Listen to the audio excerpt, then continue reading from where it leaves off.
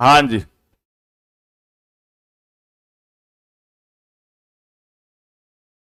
कल हम जो है लास्ट डचेस के बारे में इंट्रोडक्टरी पार्ट पढ़े थे।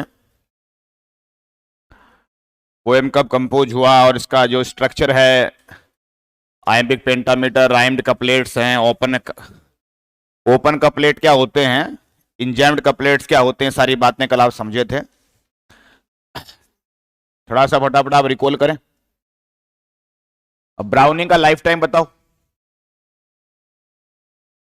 18 क्या 18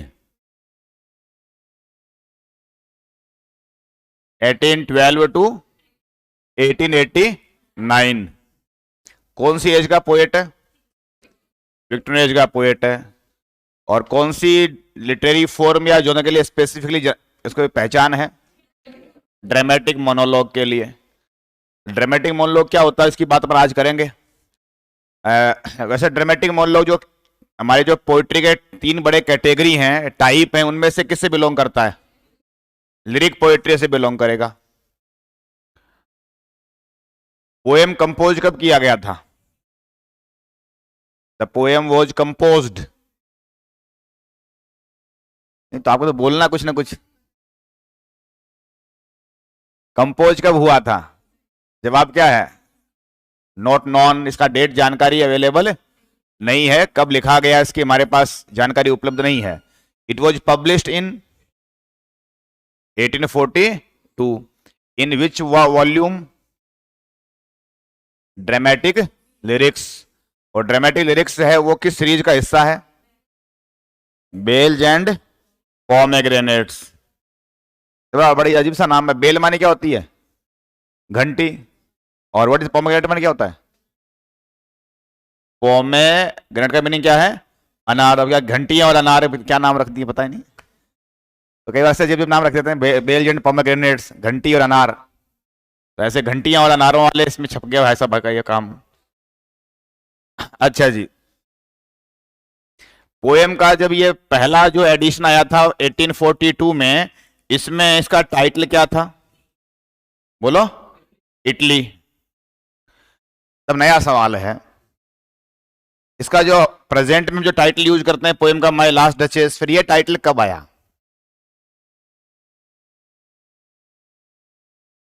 बताया नहीं हमारे को, तो हम कहां से बताएं।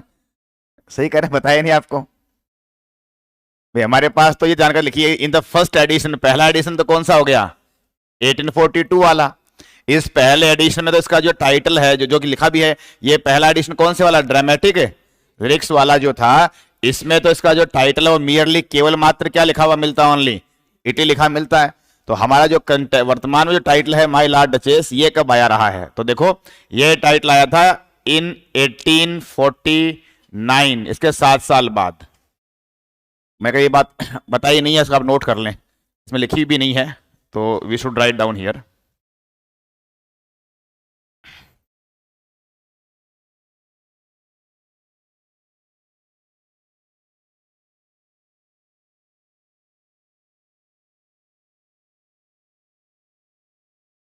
In the first edition of dramatic lyrics, the poem was merely titled Italy.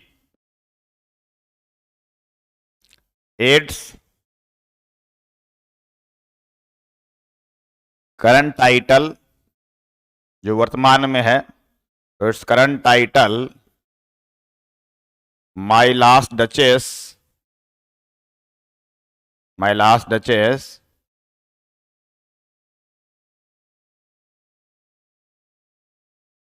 was used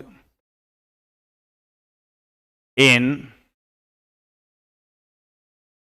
1849 in the volume Dramatic Lyrics and Romances. Dramatic Lyrics and Romances. ये जो 1842 में है उसका तो वॉल्यूम का नाम है केवल ड्रामेटिक लिरिक्स, और 7 साल बाद 49 में जो वॉल्यूम आता है उसका नाम है ड्रामेटिक लिरिक्स एंड रोमांसेज, ये एक नए वॉल्यूम का नाम, इसमें एक नया वर्ड और ऐड कर दिया गया कि रोमांसेज। और इस वॉल्यूम का जो पब्लिकेशन है वो आगे कब हुआ था? 1849 में हुआ है। उस समय इसका जो टाइटल है, हम जो करंट में यानी वर्तमान समय में जो यूज करते हैं पॉपुलरली, जो बड़ा फेमस टाइटल है माय लॉर्ड डचेस, ये तब काम में लिया जाता है। तो 1849 में इसका जो हमारा कंटेम्प्रेरी वर्तमान वाला जो टाइटल है ये काम में लिया गया है, माय लॉर्ड डचेस। और यहां पर लास्ट छूट गया है, my last duchess, my last duchess in his volume dramatic lyrics and romances. Poem का स्ट्रक्चर कैसा है कल आप पढ़ लिए हैं, बता दो फटाफट। पोएम में क्या है? 28 राइमिंग कपलेट्स हैं, राइम पूरी पोएम पाई जाएगी।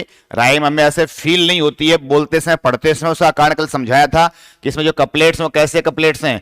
ओपन कपलेट्स हैं, यानी कि लाइन है वो आपस में क्या है? रन ऑन चलती है, इंजेम्ड लाइन भी उन्हें कहा जाता है। और आयम्बिक पेंटामीटर में पूरी पोएम कंपोज है। तो ये सारी कल बातें हमने हो चुकी थी, सामान्य जानकारी की बातें हैं। चलिए आगे देखें। ये डूक डचेस वगैरह सर जो आपको टर्मिनोलॉजी के नाम है, जेंडर की जानकारी है, सब बता दिए हैं कल। हाँ जी, अब देखें आगे। पोएम जो है माय लॉर्ड डचेस, ये कैसे जोनर का पोएम है? बात बात हो रही है, बात ड्रामेटिक मोनोलॉग है। तो my last duchess is a, article is a dramatic monologue. तो this poem is a dramatic monologue. अब ड्रामेटिक मोनोलॉग क्या होता है? यहां तो क्या है, मैंने जो बोर्ड ये लिखा हुआ है तो एक्चुअली एमएच अब्राम्स जो हैं उनकी जो जानकारी को हमने यहाँ पे कॉपी कर दिया ऐसे कैसे ही। तो आपको इजी भाषा, सरल भाषा में स्पष्ट कर देता हूं, फिर अब्राम्स के जो वर्ड्स हैं वो क्या उनको हम बाद में पढ़ लेते हैं। तो सरल भाषा में देख लेते हैं कि ड्रामेटिक मोनोलॉग किसे कहते हैं।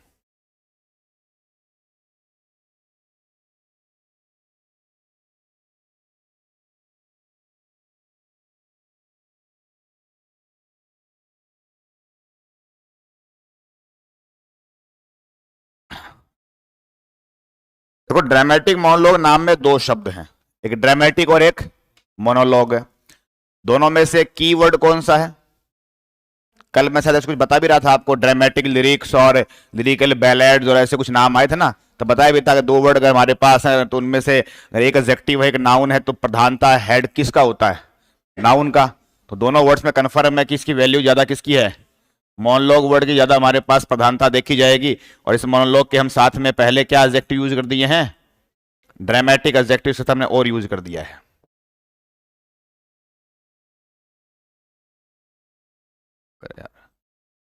हाँ जी, ये हमारा नाउन है और ये ड्रामेटिक, इसके पहले क्या लगा हुआ है? एडजेक्टिव। तो अनडाउटेडली ये वाला जो वर्ड है वो कैसा वर्ड है? हेड है। और ये जो एडजेक्टिव वो क्या होता है? मॉडिफायर है। दोनों की अगर कंपैरेटिव देखा जाए, तुलना करी जाए, तो हेड की वैल्यू ज्यादा, नाउन की वैल्यू ज्यादा होगी। तो पहले ड्रामेटिक मोनोलॉग को समझने के लिए हमें पहले कौन सा नाम समझना होगा? पहले मोनोलॉग वर्ड को समझते हैं, बाद में ड्रामेटिक नाम जोड़ा गया है इसको समझते हैं। तो मोनोलॉग वर्ड की अगर आप शाब्दिक उत्पत्ति देखो तो मोनोलॉग वर्ड की जो ओरिजिन है इसी में जानकारी पड़ी हुई है। मोनोलॉग नाम में दो टर्म है, एक मोनो है और दूसरा क्या है? ये लॉग है। मोनो का मीनिंग क्या होता है? वन। मोनो माने वन। जैसे हमारे पहले ये नाम कहां चर्चा में आया लिटरेचर में? हाँ, जब मीटर पढ़े थे, मोनोमीटर, डाईमीटर, ट्राईमीटर पढ़े ना, तो मोनो मानी वन, सिंगल। और लॉग, लॉग का मीनिंग क्या है? LOGUE। What is the meaning of this log? Speech. Log का मीनिंग क्या है? स्पीच। तो लिटरल मीनिंग हुआ शब्दों का, मोनो मानी वन, लॉग माने स्पीच।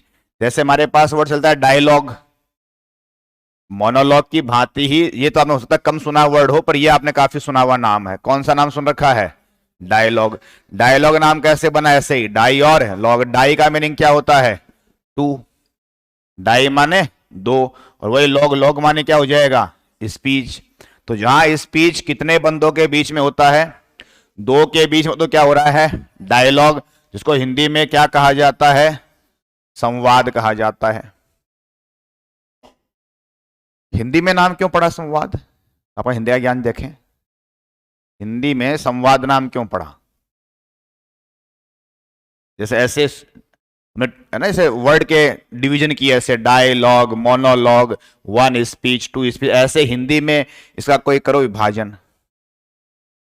इटिमोलॉजी कहते हैं इसको, ये मैं जो बता ना बोर्ड पे, इस अप्रोच को जो मैं ऐसे बता रहा हूं, ये मोनो प्लस लॉग है, डाई प्लस लॉग है, ये जो अप्रोच है ये कौन सी अप्रोच कहलाती है?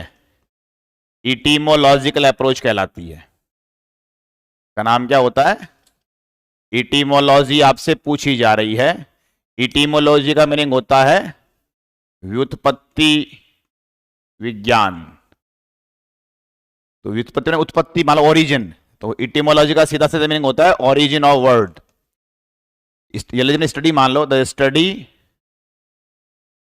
Of word origin, the study of word origin. शब्द की उत्पत्ति किस प्रकार से हुई है, इस बात का जहां अध्ययन करते हैं उसे क्या कहते हैं? इटिमोलॉजी कहते हैं। तो मैं आपसे ये इटिमोलॉजी वाली बात ही पूछना चाह रहा हूं। जैसे अब साइकोलॉजी के सबसे पहले पढ़ते हैं, इटिमोलॉजी पढ़ते हैं कि साइकोलॉजी नाम साइकी और लोगोस से बना है। साइकी मानी सोल होता है, लोगोस मानी स्टडी होती है, वो भी इटिमोलॉजी है साइकोलॉजी वर्ड का।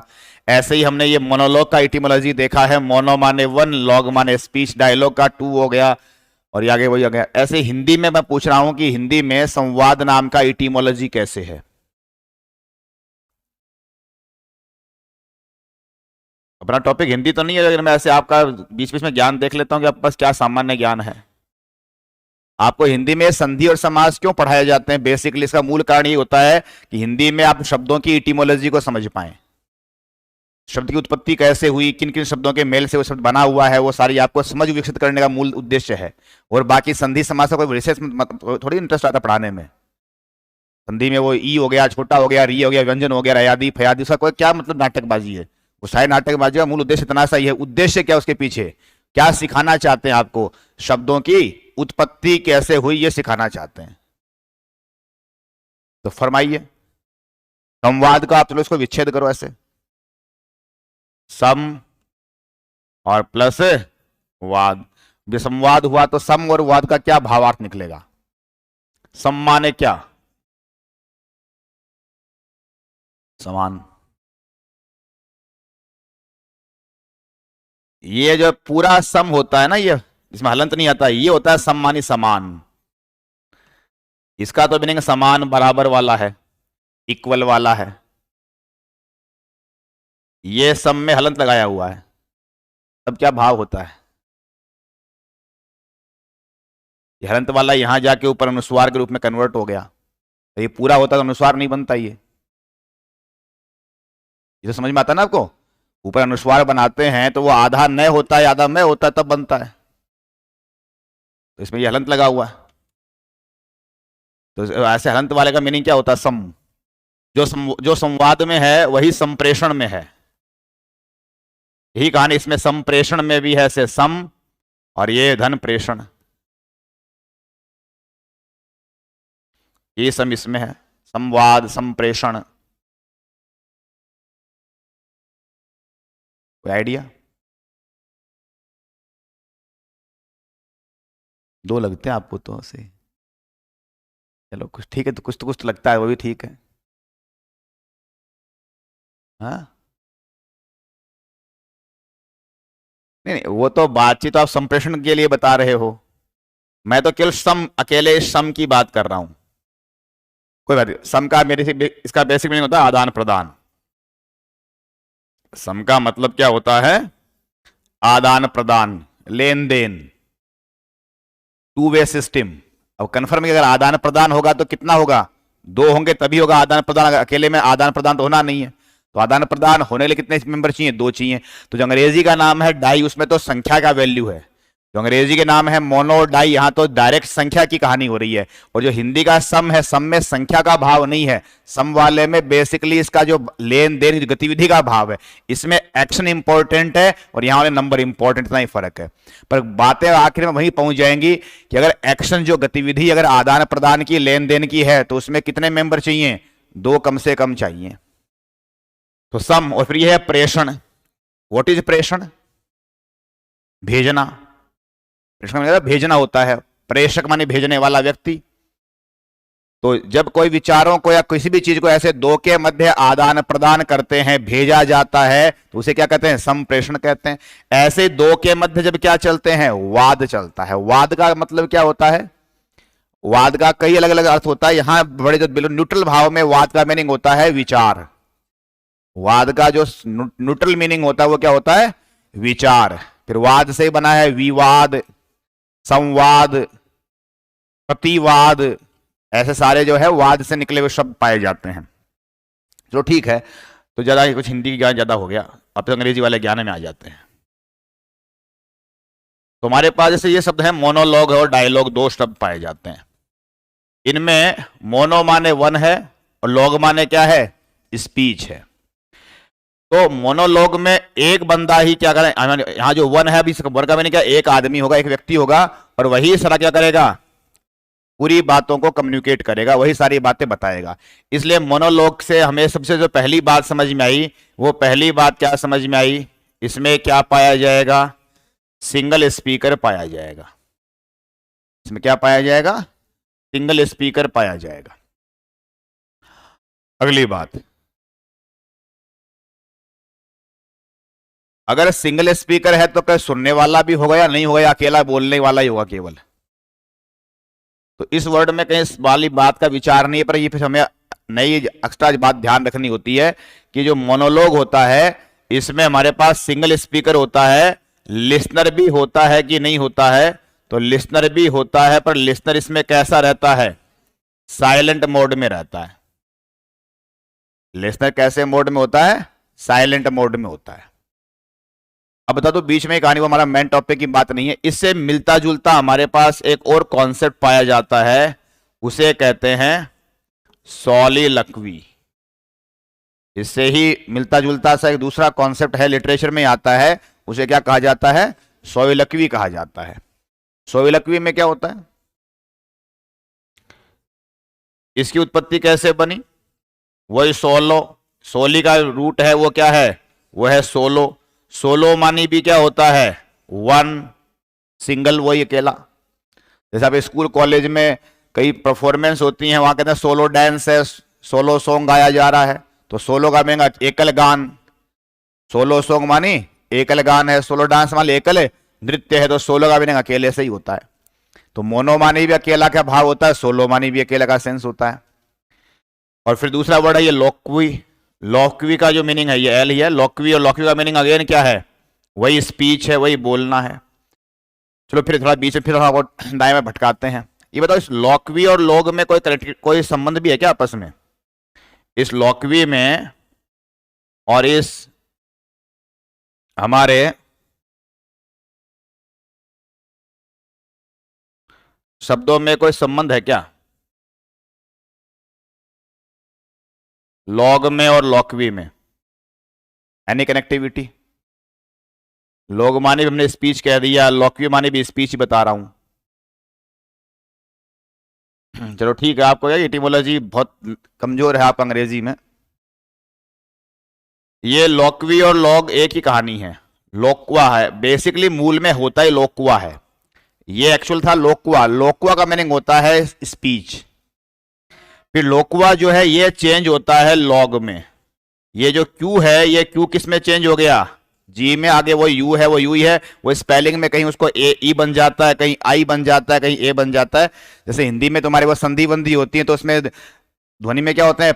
परिवर्तन आ जाते हैं। तो ऐसे हमारे जो वाउ लेटर में है, जैसे हमारे यहाँ सोलो है, वो ओ का क्या बन गया? स्पेलिंग में आते आते आई बन जाता है। तो ऐसे लेटर जो वाउल के हैं उनमें तो परिवर्तन आराम से, सामान्य बात, ध्वनि परिवर्तन होते रहते हैं। जो कॉन्सोनेंट वाले साउंड है वहां विशेष हमें बात की रूट समझ में आती है। लोक्वा ओरिजिनल बेसिक टर्म है, लोक्वा से ही क्या कन्वर्ट हुआ है? लोग में कन्वर्ट हो गया। ये क्यू है वो ऐसे जी में चला गया, इसलिए स्पेलिंग नहीं गई है, मूल में ध्वनि गई है। अब थोड़ा सा बता दूं आपको हिंदी के पास एक जानकारी है, वो जानकारी आप यहां से एसोसिएट करना। यह है लोक्वा में कै और लोग में गै। कै का गै में परिवर्तन होता है कि नहीं होता? कै ध्वनि का गै में परिवर्तन करते हैं कि नहीं करते हैं? कै गै दोनों एक परिवार में आते हैं। जो आपका कै खे गै वाला है उसमें पहला वर्ण है वो क्या हो गया है? तीसरे वर्ण में परिवर्तित कर देते हो, करते आए संधि में। उदाहरण बताओ कोई।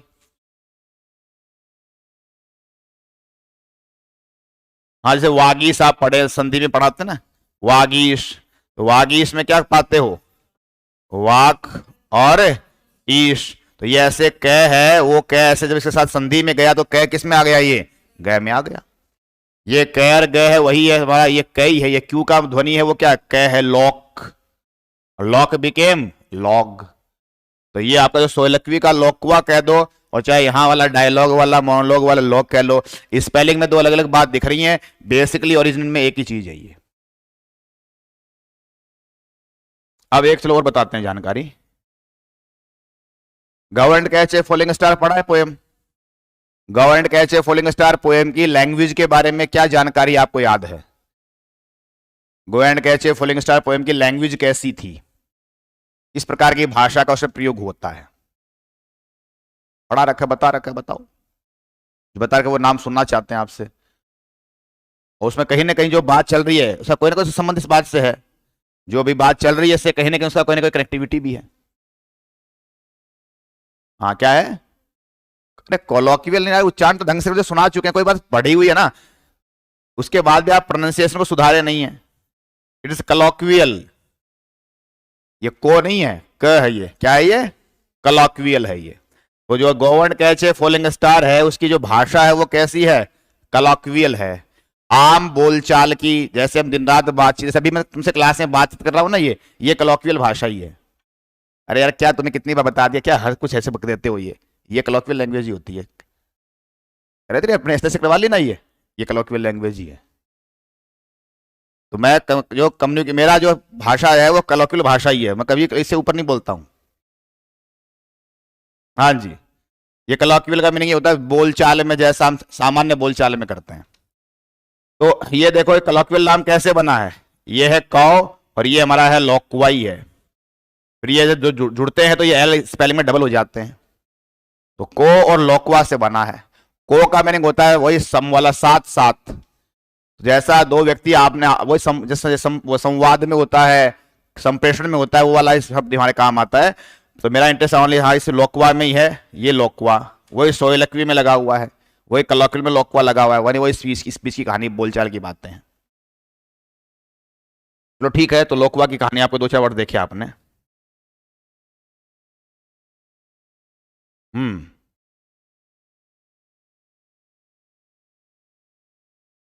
तो हम मोनोलॉग पर थोड़ा सा ज्यादा फोकस करते हैं, थोड़ा रूट वूट बता दिए शब्दों के बारे में आपको। तो इससे मतलब मोनोलॉग से मिलता जुलता एक कॉन्सेप्ट क्या पाया जाता है, सोलकवी पाया जाता है। सोलकवी में क्या होता है, सोलो और लोक्वा का है, सोलो मानी वन है और लोक्वा मानी स्पीच ही है, यहाँ एक आदमी का स्पीच ही है।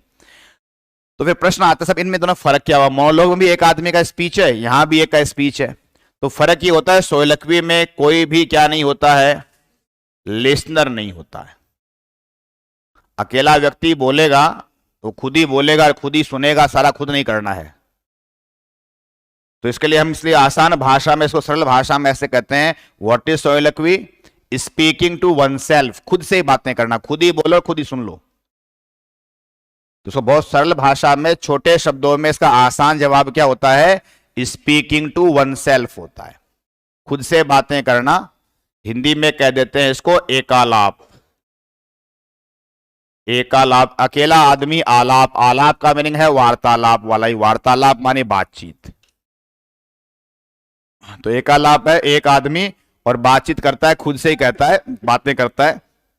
तो सरल हिंदी में, सरल भाषा में अंग्रेजी में कह दिया स्पीकिंग टू वन सेल्फ। जबकि मोनोलॉग में आदमी अपने आप से बातें नहीं करता, मोनोलॉग में आदमी बोलेगा अकेला, पर बातें कोई ना कोई सुनने वाला होगा, बातें उस सुनने वाले से की जाती हैं, खुद से बातें नहीं की जाती हैं। तो रूट उत्पत्ति में तो दोनों के अंदर वन और स्पीच की बात यहां भी आ गई, यहां भी आ गई, पर टेक्निकली दोनों में फर्क होता है। सोलकवी में बातें अपने आप से की जाती हैं, जबकि मोनोलॉग में बातें अपने आप से नहीं की जाती हैं। एक स्पीकर है जो किसी सुनने वाले या व्यक्ति से बातें करता है, लेकिन सुनने वाला जो है वो क्या रहता है, साइलेंट स्थिति में देखा जाता है। अगली चीज पे आए, अब हमारा जो कॉन्सेप्ट है वो है ड्रामेटिक मोनोलॉग। इसमें अभी आपने ओनली एक ही बात समझी है, कौन सी बात समझी है, मोनोलॉग, मोनोलॉग का रूट उत्पत्ति समझा है। अब मैं जो लिटरेरी हमारी जो जॉनर ड्रामेटिक मोनोलॉग है ये क्या होती है, इसके बारे में विस्तार में बताने जा रहा हूं। ड्रामेटिक मोनोलॉग में 3 शर्तें होती हैं, तीन विशेषताएं हैं, वो तीनों विशेषताएं होने के साथ वो शर्तें कह लो आप, तो कि तीन शर्तें, अगर तीनों शर्तें फुलफिल होंगी तभी उसको ड्रामेटिक मोनोलॉग कहा जाएगा। अगर उसमें से कोई भी एक शर्त मिस हो गई है तो वो ड्रामेटिक मोनोलॉग की श्रेणी में नहीं जाएगा। तो तीन शर्तें क्या होती हैं ड्रामेटिक मोनोलॉग की, देखो।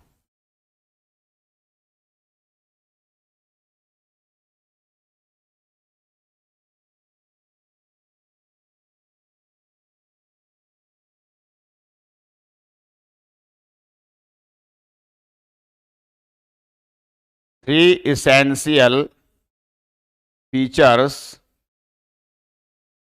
Of A dramatic monologue. Dramatic monologue की तीन अनिवार्य फीचर्स क्या हैं?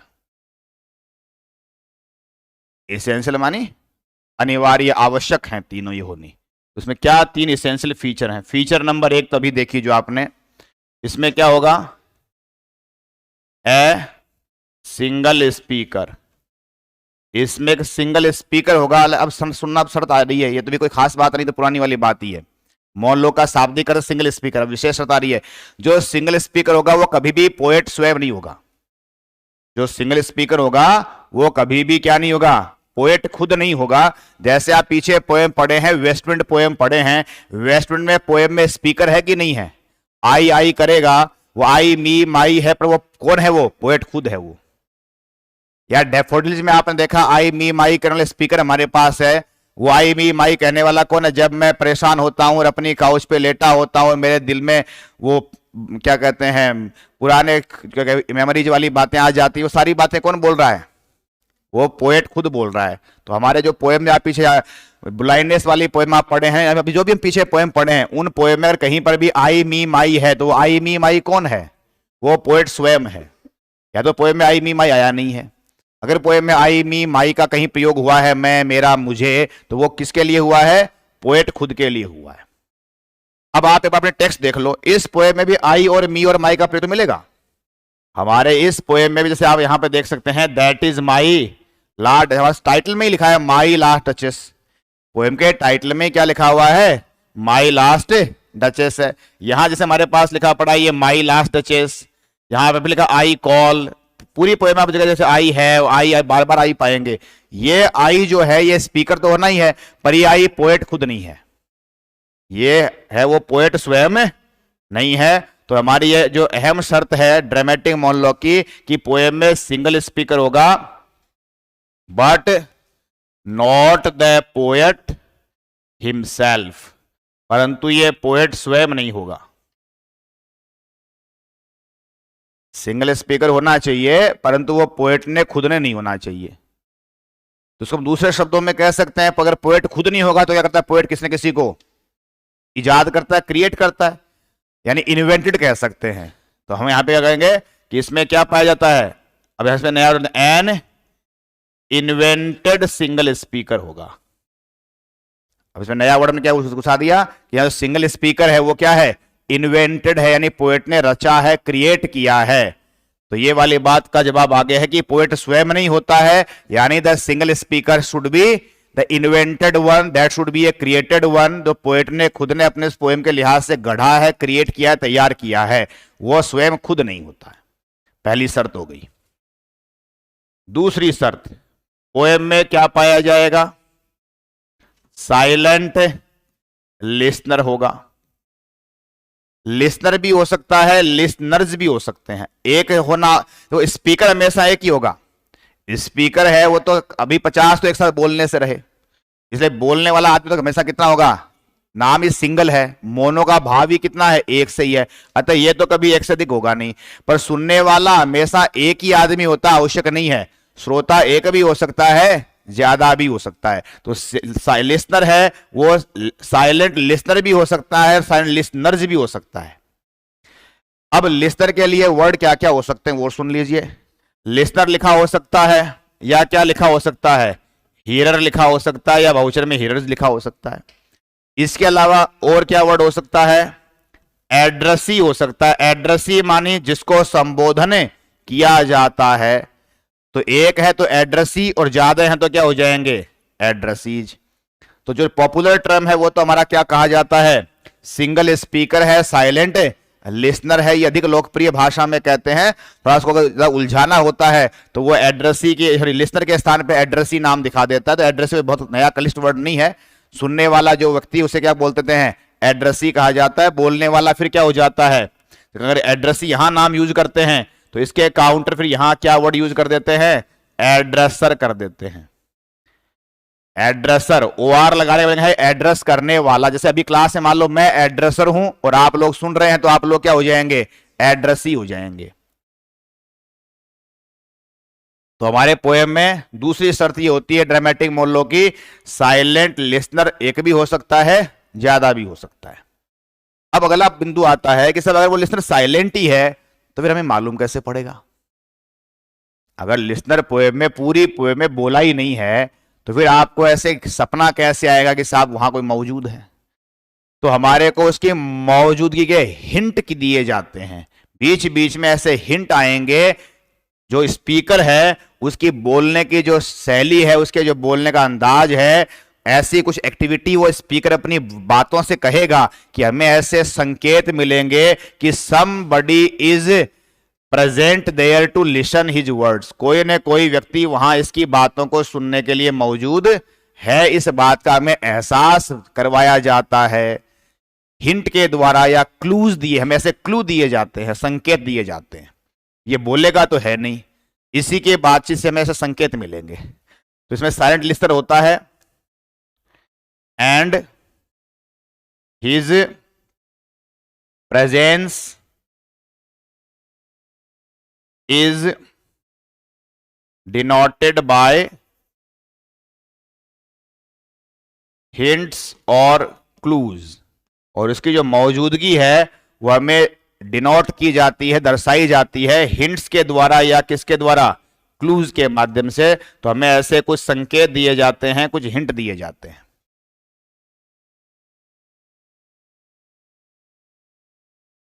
तो पहली कहानी हुई कि हमारे पास एक इन्वेंटेड सिंगल स्पीकर होगा, लेकिन वो पोएट स्वयं नहीं होना चाहिए। साइलेंट लिसनर होगा, और लिसनर की जो मौजूदगी है, उसकी जो प्रेजेंस है, वो हमें क्या की जाती है, हिंट्स के जरिए या क्लू के जरिए से संकेतित की जाती है, दर्शाई जाती है। तीसरी शर्त क्या होती है वो देखें। अब आप थोड़ा ध्यान करें। अब मैं तीसरी शर्त बताने से पहले बताऊं तो ये दोनों बातें एक्चुअली जो मैं शर्त नंबर 1 और 2 रखी है, ये हमारे दोनों नाम किस में मौजूद हैं, इस मोनोलॉग वर्ड में ही आ गए थे पहले ही, जो मैंने समझाया था। मोनो का मीनिंग है अकेला, लोग माने स्पीच, एक आदमी बोलेगा, तो अगर एक ही बोलेगा तो फिर को सुनने वाला है वो है, पर उसकी क्या है, उसको चुप रहना है, तभी मोनोलॉग बनेगा। तो ये दोनों बातें तो हमारे उस वर्ड में निहित हैं। किस वर्ड में निहित हैं, मोनोलॉग की ही दोनों शर्तें निकल के आई हैं। अब हमारे पास इसमें एक नया वर्ड हमने इसमें और क्या लगा रखा है, ड्रामेटिक वर्ड इसमें और लगा रखा है। तो ये ड्रामेटिक वर्ड का क्या मतलब है, आप पहले आप बताओ अपनी तरफ से। व्हाट, देखो प्लॉट होते ही तो आप पूरी बात कबाड़ा कर देंगे। आप प्लॉट होते ही आपने पूरी की पूरी कहानी की एस्टेसी कर दी। क्यों एस्टेसी कर दी, बताओ बताओ, मैंने ऐसा क्यों बोला।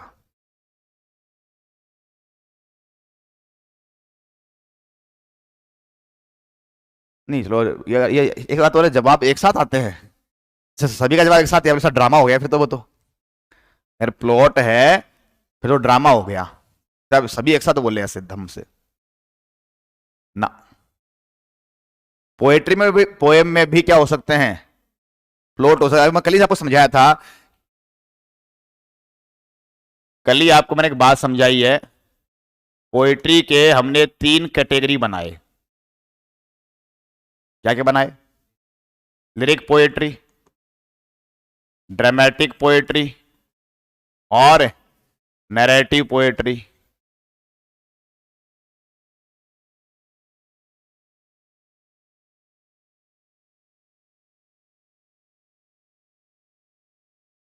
तो मैंने कहा कि जो ड्रामेटिक पोएट्री में बेसिकली तुम्हारे क्या आते हैं, ड्रामाज ही आते हैं। आजकल के जो ड्रामा बिना पोएट्री वालों को छोड़ दो, और जो पहले जब पोएट्री में ड्रामा, शेक्सपियर के ड्रामा पोएटिक ड्रामा ही है। शेक्सपियर के ड्रामा है वो पोएट्री स्टाइल में लिखे हुए हैं, वो ब्लैंक वर्स में हैं। तो उसमें वो पोइट्री है, बस उसमें राइम स्कीम समझ में नहीं आती, इतनी बात है। ये मान लो कि 18th सेंचुरी के मिड तक, 18th सेंचुरी के मिड तक जो है वो ड्रामा पोइट्री के स्टाइल में ही होते थे, पोइट्री में कहानी चलती है। तो कल मैं कहा था कि जैसे आपके ड्रामा के पार्ट में कैसे नाम आते हैं, जो ट्रेजेडी है, कॉमेडी है, ये चीजें किसमें हुई, ड्रामेटिक पोइट्री के हिस्से में हुई, अगर वो पोइट्री के स्टाइल में लिखी हुई हैं। हाँ, अगर वो पोइट्री के स्टाइल में नहीं लिखी हैं तब उन्हें पोइट्री से बाहर कर देंगे, उन्हें बोलेंगे वो क्या है, प्रोज ड्रामा है। अब आज क्या है कि ड्रामा प्रोज में अधिक लिखे जाते हैं, अतः हमारे दिमाग में ये घर कर गई ये बात। जैसे अब हिंदी में भी नाटक पढ़ के आए हो, तो हिंदी के नाटक भी आपने कैसे पढ़े हैं, हमारी गद्य वाली भाषा में पढ़ के आए हो, आपको उसमें वो कविता वाला भाव नहीं आता, पद्य वाली फीलिंग नहीं आई है। अतः एक्चुअली क्या है कि पिछले 250 सालों में चाहे वो हिंदी साहित्य की गतिविधियां देखो, चाहे अंग्रेजी गतिविधियां देखो, उनमें जो नाटक हैं वो पद्य से हटके गद्य की तरफ शिफ्ट हो चुके हैं, और हमारा अनुभव अधिकांश गद्य वाला रहा है। अतः हमें लगता है कि ड्रामा पोइट्री में नहीं आता, क्योंकि मूलतः ड्रामा है वो पोइट्री का हिस्सा है, पोइट्री का हिस्सा है ये। अब इससे अलग हो गया, उसको हम उल्लेख अलग से कर देते हैं।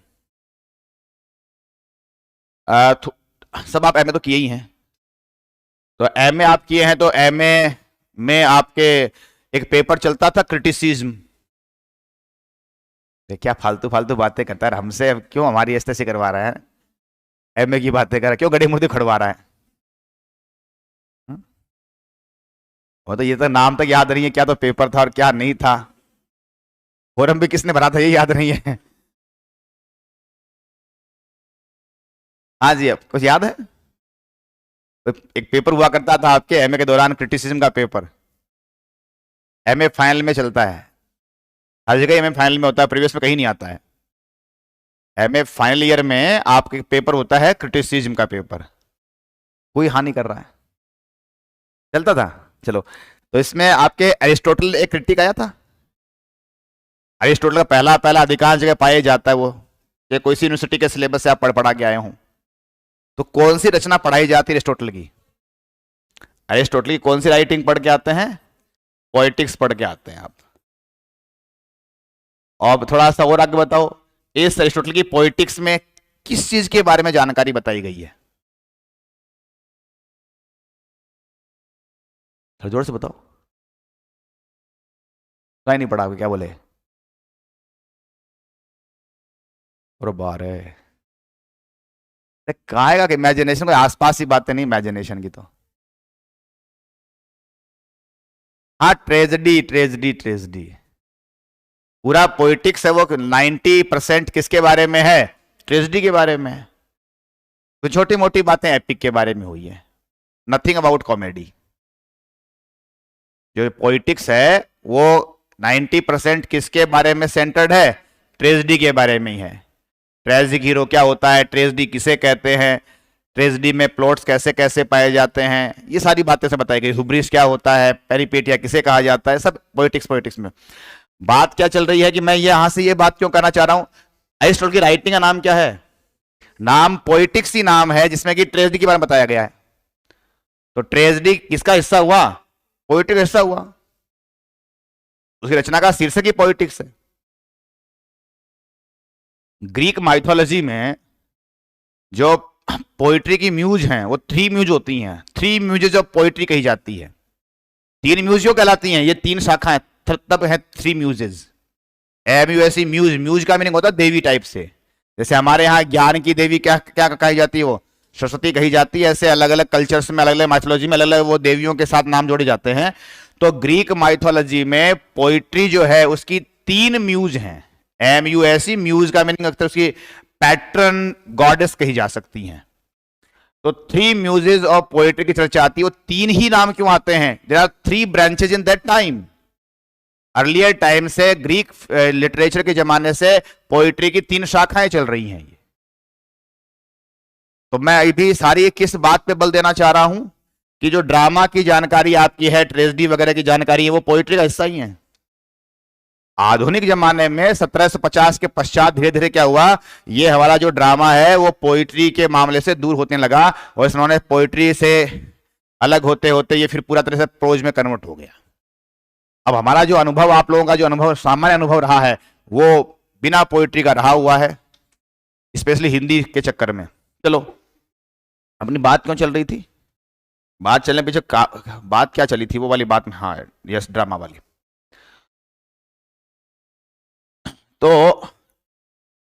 आपने, किसने कहा, हाँ मैंने कहा ड्रामेटिक वाला का मीनिंग क्या है, ये बात थी।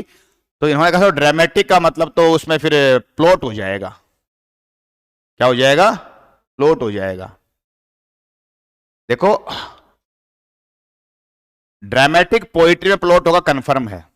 ड्रामेटिक पोइट्री में क्या होगा? प्लॉट होगा, निसंदेह होगा। जैसे हमारी ट्रेजेडी है, कॉमेडी, में क्या पाए जाएंगे? प्लॉट पाए जाएंगे। लेकिन आपको पता होना चाहिए, नैरेटिव पोइट्री में भी क्या पाए जाते हैं? प्लॉट यहां भी पाए जाते हैं।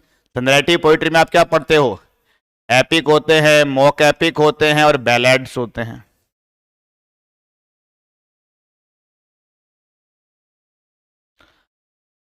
और एरिस्टोटल ने इस पोइटिक्स में इनकी चर्चा भी करी है कि ट्रेजेडी में और एपिक में क्या अंतर है। बताओ, आप कोई जानते हो तो। हिंदी में बात तो मैं कर दूंगा, वो आप मत करना चाहिए। इसको हिंदी में महाकाव्य कहते हैं, और इसको हिंदी में ट्रेजेडी को त्रासदी कह देते हैं या दुखांतिका कह देते हैं। तो ये काम तो मैंने कर दिया हिंदी अनुवाद वाला। तो अब बताओ इनमें क्या अंतर है? अंतर ऊपर ऊपर पड़ा साफ साफ। ट्रेजेडी किस में आती है? ड्रामेटिक पोइट्री में आती है। एपिक किस में आता है? नैरेटिव पोइट्री में आता है। मैंने शुरू में कभी बताया भी होगा, दोबारा बता देता हूं। आगे मैं शुरू में पहली बार बता चुका था, जब मैंने शुरू में ये परिचय दिया था, उसमें आपको इतना अच्छे समझ में नहीं आया होगा, कि वो शुरुआती कक्षाओं में बातें कुछ कमी समझ में आती हैं। अभी फिर तो बीच में से बातें चल रही हैं, और आगे जब दोबारा जो ड्रामा पढ़ेंगे तो दोबारा इस बात का जिक्र आएगा। जब ड्रामा पढ़ेंगे अभी शेक्सपियर के वगैरह के, अभी मैं आपको फिर बता रहा हूं। मैंने आपको 2 उदाहरण दिए थे शुरू में, रामलीला और राम कथा। कुछ याद आ रहा है? अब ऐसे हर रही, हाँ का है या ना का है? आप नहीं थे, ठीक है, वो अलग बात है।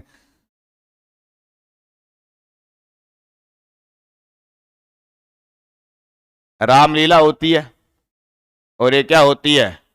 राम कथा होती है। दोनों में आप पाओगे प्लॉट। प्लॉट का मीनिंग सामान्य भाषा में समझ लो, कहानी समझ लो आप। तो दोनों में जो आपकी कहानी है वो एक ही है, वही राम है, वही सीता है, दशरथ है, रावण है, जो भी आप जानते हैं वो सारी चीजें हैं, वही। The plot is same. दोनों का जो प्लॉट है वो क्या है? सेम ही है। फिर राम कथा और रामलीला में अंतर क्या है? रामलीला जो है वो क्या है? वो ड्रामा है, यानी वो स्टेज पे परफॉर्म होती है। रामलीला का क्या होता है? मंचन होता है, मंच पे उसको ऐसे किरदार हैं वो निभाए जाते हैं, अलग अलग व्यक्ति हैं वो ऐसी वेशभूषा धारण करते हैं, और ऐसे स्टेज पे आके वैसी वो भाषा शैली में प्रस्तुतिकरण करते हैं, और देखने वालों का मजमा लगा होता है, दर्शक वहां जमा होते हैं। वैसे रामलीला चलती है। और राम कथा है, इसमें ऐसे स्टेज के ऊपर किरदार नहीं होते हैं, इसमें एक व्यक्ति क्या करता है? सिर्फ जुबान से बोलता जाता है, तो उसको कहते हैं नरेट करना। उसका नाम क्या होता है? नरेट करना है। यानी यहां एक व्यक्ति नरेटर के रूप में होता है। वो नरेटर क्या करता है? वो नरेटर पूरे प्लॉट को आपके सामने नरेट करता है, सुनाता है। राम ऐसे आए, राम ने ये किया, राम ने वो किया, सीता ऐसे बोली, रावण ने ऐसे कर दिया, वैसे कर दिया। जैसे अभी मैं आपको कर रहा हूं, मैं एज ए नरेटर हूं, मैं ओनली बता रहा हूं आपको जानकारी रूप में। और ड्रामेटिक वाले में क्या होता है? बताया नहीं जाता है, उसमें सारी बात करके दिखाई जाती है। तो यहां बेसिकली होता है डूइंग, एक्टिंग। डूइंग कह दो, एक्टिंग कह दो। और यहां होता है ओनली टेलिंग। अगर आईएनजी बताऊं वर्ब में, तो यहां कौन सी वर्ब काम मिल जाएगी? टेल का आईएनजी, यहां telling. This is the telling activity, this is the doing और एक्टिंग। नाम ही है एक्ट करना। ऐसे आप पढ़ते हो ड्रामा, जब पढ़ते हो तो ड्रामा लिखा होता है एक्ट 1, एक्ट 2, एक्ट 3 होते हैं। उसके नाम में आते हैं एक्ट 1, एक्ट 2, एक्ट 3। पूरा खेल ही एक्ट का चलना है, और उसमें वो एक्ट को निभाने वाले एक्टर होते हैं, एक्ट्रेस कहला जाते हैं। हाँ जी, अब बात पे आओ, इन्होंने क्या गलत बोला? अभी तक वो बात समझ में किसी को भी नहीं आई है। मैंने सवाल पूछा था कि हमारा टॉपिक चल रहा है ड्रामेटिक मोनोलॉग, मैंने पढ़ानी है ड्रामेटिक मोनोलॉग में क्या होती हैं? 3 शर्तें होती हैं। 3 में से मैंने 2 शर्तें बता चुका हूं, और मैंने कहा ये दोनों शर्तें जो हैं, ये दोनों शर्तें तो हमारे कौन से वाले वर्ड से जुड़ी हुई हैं? ये दोनों शर्तें तो किस वर्ड से जुड़ी हुई हैं? मोनोलॉग से निकल के आ गई है। मोनो मानी एक स्पीकर पाया जाता है, लिसन चुपचाप चुपचाप सुन लेगा। दूसरा, फिर मैंने पूछा था आपसे कि इसमें ड्रामेटिक वर्ड बोलने के पीछे क्या कारण है, तो इन्होंने जवाब दिया कि सब ड्रामेटिक बोलने के पीछे कारण है, इसमें क्या होगा? प्लॉट होगा और कैरेक्टर होगा। मैंने कैरेक्टर पे इतनी आपत्ति नहीं करी है, मैंने आपत्ति किस पे करी है? प्लॉट पे करी है। अब बता सकते हैं आप क्या आपत्ति करी है? मैंने स्पष्ट शब्दों में नहीं बताया है, थोड़ा थोड़ा मैंने आपको यहां हिंट किया हुआ है। कोई पकड़ पाया तो बताओ आप में से, मैं बताऊंगा ही बताऊंगा।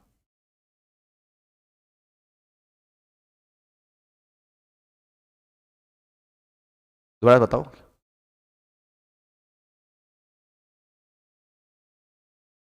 ड्रामेटिक पोइट्री में है ये मतलब क्या?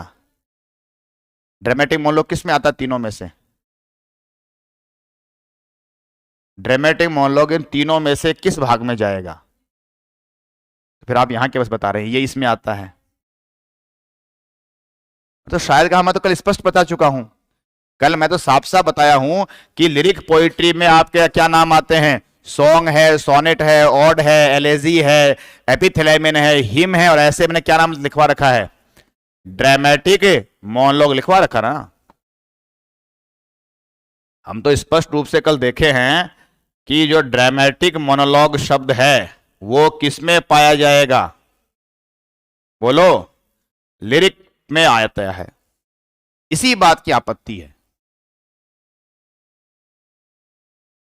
यस, अभी मैंने कहा ड्रामेटिक वाला जो होगा इसमें तो क्या की जाएगी? एक्टिंग होगी। और नरेटिव पोइट्री वाले में क्या होगी?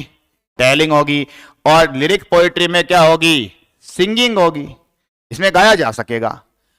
अब अगर ये गाया जा सकेगा, इसका मैंने इसमें यहां वाले से क्या चीजें, इन्होंने जैसे भी कहा कि लिरिक पोइट्री वाले में क्या नहीं किया जाएगा? एक्टिंग नहीं की जाएगी। इसमें क्या नहीं होगी? टेलिंग भी नहीं होगी। अगर टेलिंग नहीं होगी, नरेटिव नहीं होगा, तो अगर प्लॉट है, तो प्लॉट है तो दो में से कोई एक काम तो होगा। अगर प्लॉट है तो या तो प्लॉट को बोल के और कहा जाएगा, और या प्लॉट है तो उसको स्टेज पे एक्ट किया जाएगा। प्लॉट है तो दो में से कोई काम तो करना पड़ेगा। अब हमने पहले कह दिया ड्रामेटिक मोनोलॉग लिरिक पोइट्री है। चलो एक दूसरा काम करें। कल मैंने आते क्लास से पूछा था ये पोएम किन किन का पहले पढ़ा हुआ है, तो आपने मेजोरिटी ऑफ स्टूडेंट ने हाथ खड़े किए थे, है ना? तो जिनके पास पोएम पढ़ी हुई नहीं वो तो फिलहाल थोड़ा सा सीख रहे मोड में है। जिन्होंने पोएम थोड़ा पहले पढ़ा हुआ है वो बताओ। जैसे आपका पहले पोएम पढ़ा हुआ है, तो आप भी बताओ कि इस पोएम का प्लॉट क्या है।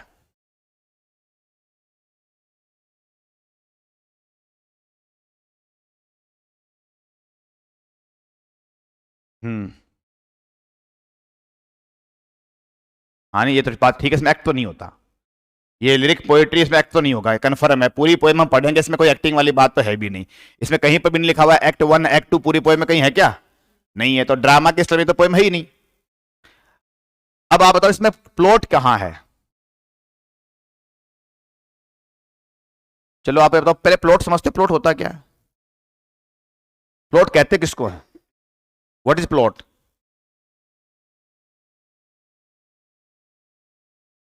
प्लॉट का मतलब क्या है? मैंने भी कहा कि सरल भाषा में आप कहानी टाइप से समझ लो कुछ भी। ऐसा सब स्पेसिफिक तरीके से क्या कहते हैं? What is plot? मरे हर कुछ फेंक दिया यार। हाँ, ए सीरीज ऑफ इवेंट्स, ये बात ठीक है।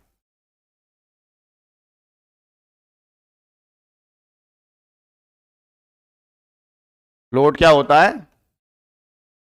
ए सीरीज ऑफ इवेंट्स।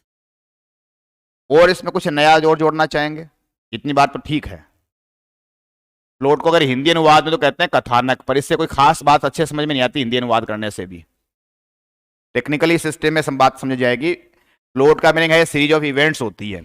वो ड्रामा में भी हो सकती है, यानी ड्रामेटिक पोइट्री में भी हो सकती है, वो नरेटिव पोइट्री में भी हो सकती है। जैसे एपिक है, बैलेड है, वो किस में आते हैं? एपिक और बैलेड दोनों किस में पाए जाते हैं? बोलो, नरेटिव में। इसे प्लॉट, बैलेड में भी क्या पाया जाएगा? प्लॉट होगा। एपिक या मोक, एपिक में भी क्या होगा? प्लॉट होगा। ट्रेजेडी, कॉमेडी, सभी में ही क्या पाया जाएगा? प्लॉट पाया जाएगा। सभी के सभी हैं वो ड्रामेटिक पोइट्री नैरेटिव से बिलोंग करेंगे, दोनों में प्लॉट तो कॉमन होगा। यहां प्लॉट को क्या करते हैं? एक्ट किया जाता है। यहां प्लॉट को नरेट करना या टेलिंग करना कह दो सरल भाषा में, वो किया जाता है। यहां से अंतर पड़ता है। प्लॉट होता क्या है, ये वाली बात चल रही थी। स्टोरी में और प्लॉट में क्या फर्क है, एक सरल भाषा में जवाब बताते हैं, सुनना जी आप। इसमें मेरा कोई योगदान नहीं है, ये लिटरेचर का हिस्सा है, वो सब उसमें पाया जाता है। मैं वही एग्जांपल आपको देने वाला हूं। स्टोरी में कोजल रिलेशनशिप नहीं होते हैं। स्टोरी में कोजल रिलेशनशिप नहीं होता है, और प्लॉट में कोजल रिलेशनशिप होता है। अब ये कोजल रिलेशनशिप से क्या मतलब है? कोजल का मीनिंग है कोज एंड इफेक्ट। एक वर्ड में बोल दिया कोज रिलेशनशिप, इसका मीनिंग क्या होता है? कोज एंड इफेक्ट। हिंदी में कहते हैं कार्य कारण संबंध। क्या है? कार्य कारण संबंध। कोई घटना घटी है तो उसका कोई कारण है, या किसी कारण से कुछ घटना घटी है, उसका कोई ना कोई प्रभाव भी है। तो कोज एंड इफेक्ट होता है कोई चीज का कोई कारण से कोई चीज पे कोई ना कोई प्रभाव पड़ेगा।